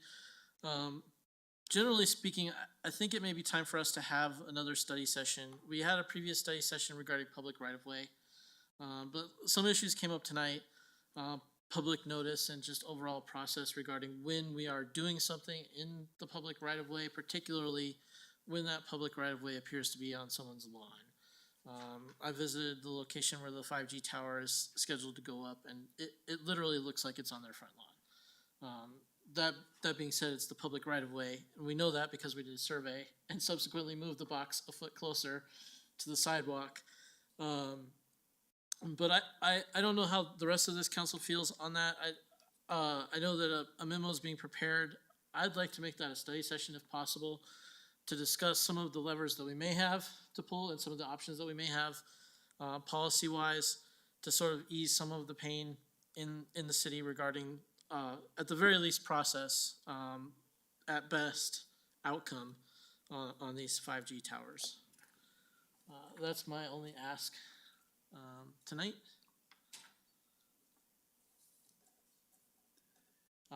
Member Woodward.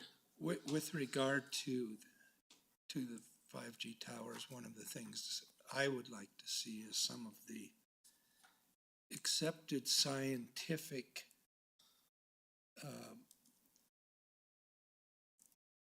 studies that have been done that aren't something off YouTube that gets deleted 3 months or 3 weeks later because it's misinformation, but some real science to how dangerous or non-dangerous they are.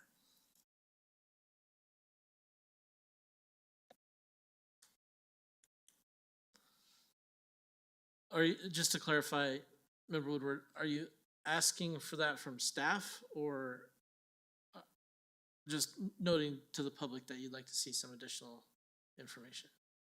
No, I would like to see it from staff. I don't want to see it from the public. I can see it from the public all day long, any day, just by going on social media.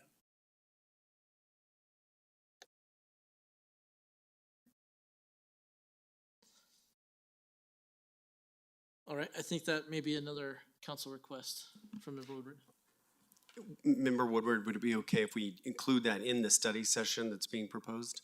That information, some science around the towers? Yes. Okay, great.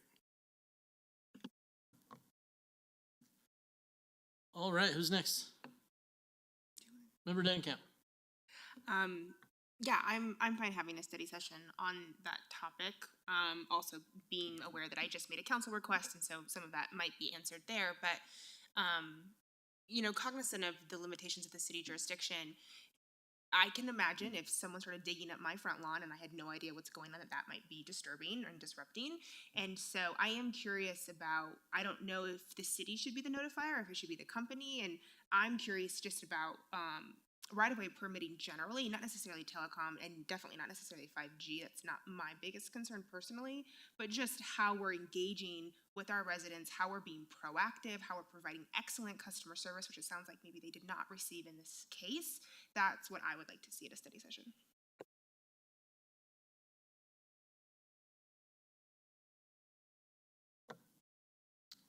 All right. Member Russell, you look like you're Well, chomping at the bit. I have another council request, but I want you to finish the topic that you're on. I just don't want you to adjourn the meeting. I have concluded, so we'll go to you next, Member Russell. Okay, thank you. And I meant to do this earlier, but I didn't see it. The pictures that, Mr. Kelly showed at the corner of Stanford and Broadway, and that is on city right-of-way. I don't believe it is on any trading post. And I have heard also that it's been there for over 2 weeks. So the question that was given to me is why didn't code or police notice it? Because it's right there. Can we get that cleaned up? I mean, that's not something that requires a notification if it belongs to the city, right? Right, and we occasionally have, one trash can in the inventory that's overflowing because it gets filled up with trash in one day in some cases. The Parks Department staff were listening to the meeting, and a supervisor is being dispatched. It'll be, I'm sure, before 7 a.m. tomorrow. They start work at about 6:30 or so, and so we will make sure that is emptied. But we would encourage people to use our EngleFix app, email the city manager, email the Parks Department. Whenever you see a trash can that's overflowing, when you see a code violation, I'm encouraging all of my neighbors and friends in Englewood to please use EngleFix. You can quickly download that from Google Play or the Apple App Store and report violations very quickly, and those are generally answered within 48 hours. So does EngleFix just go directly to the city or Public Works, or does that go to code enforcement, or? Well, there will be a drop-down menu that is the type of violation. So for instance, if it was a trash can or a litter, that would go to code enforcement. But if when the location was turned in or a description of the problem was turned into code enforcement, if it was not on private property, then code would immediately send that to the department responsible. Okay, thank you very much. I appreciate that. And thank you for taking care of it already.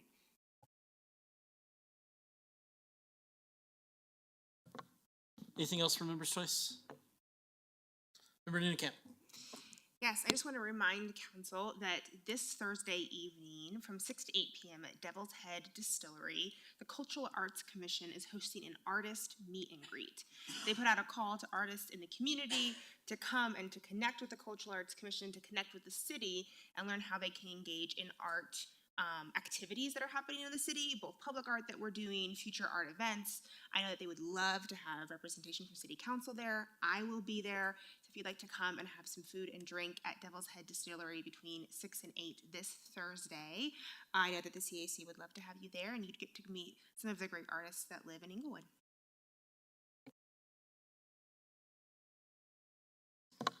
Thank you, Member Nunecamp. Anybody else on Member's Choice?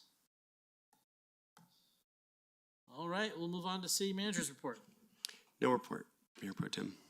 No report. Well, the last agenda item is adjournment. So I hereby declare this meeting adjourned. Thank you, everybody. And I appreciate your patience with your fill-in Mayor Pro Tem this evening. I hope we had a good first run. Have a good night.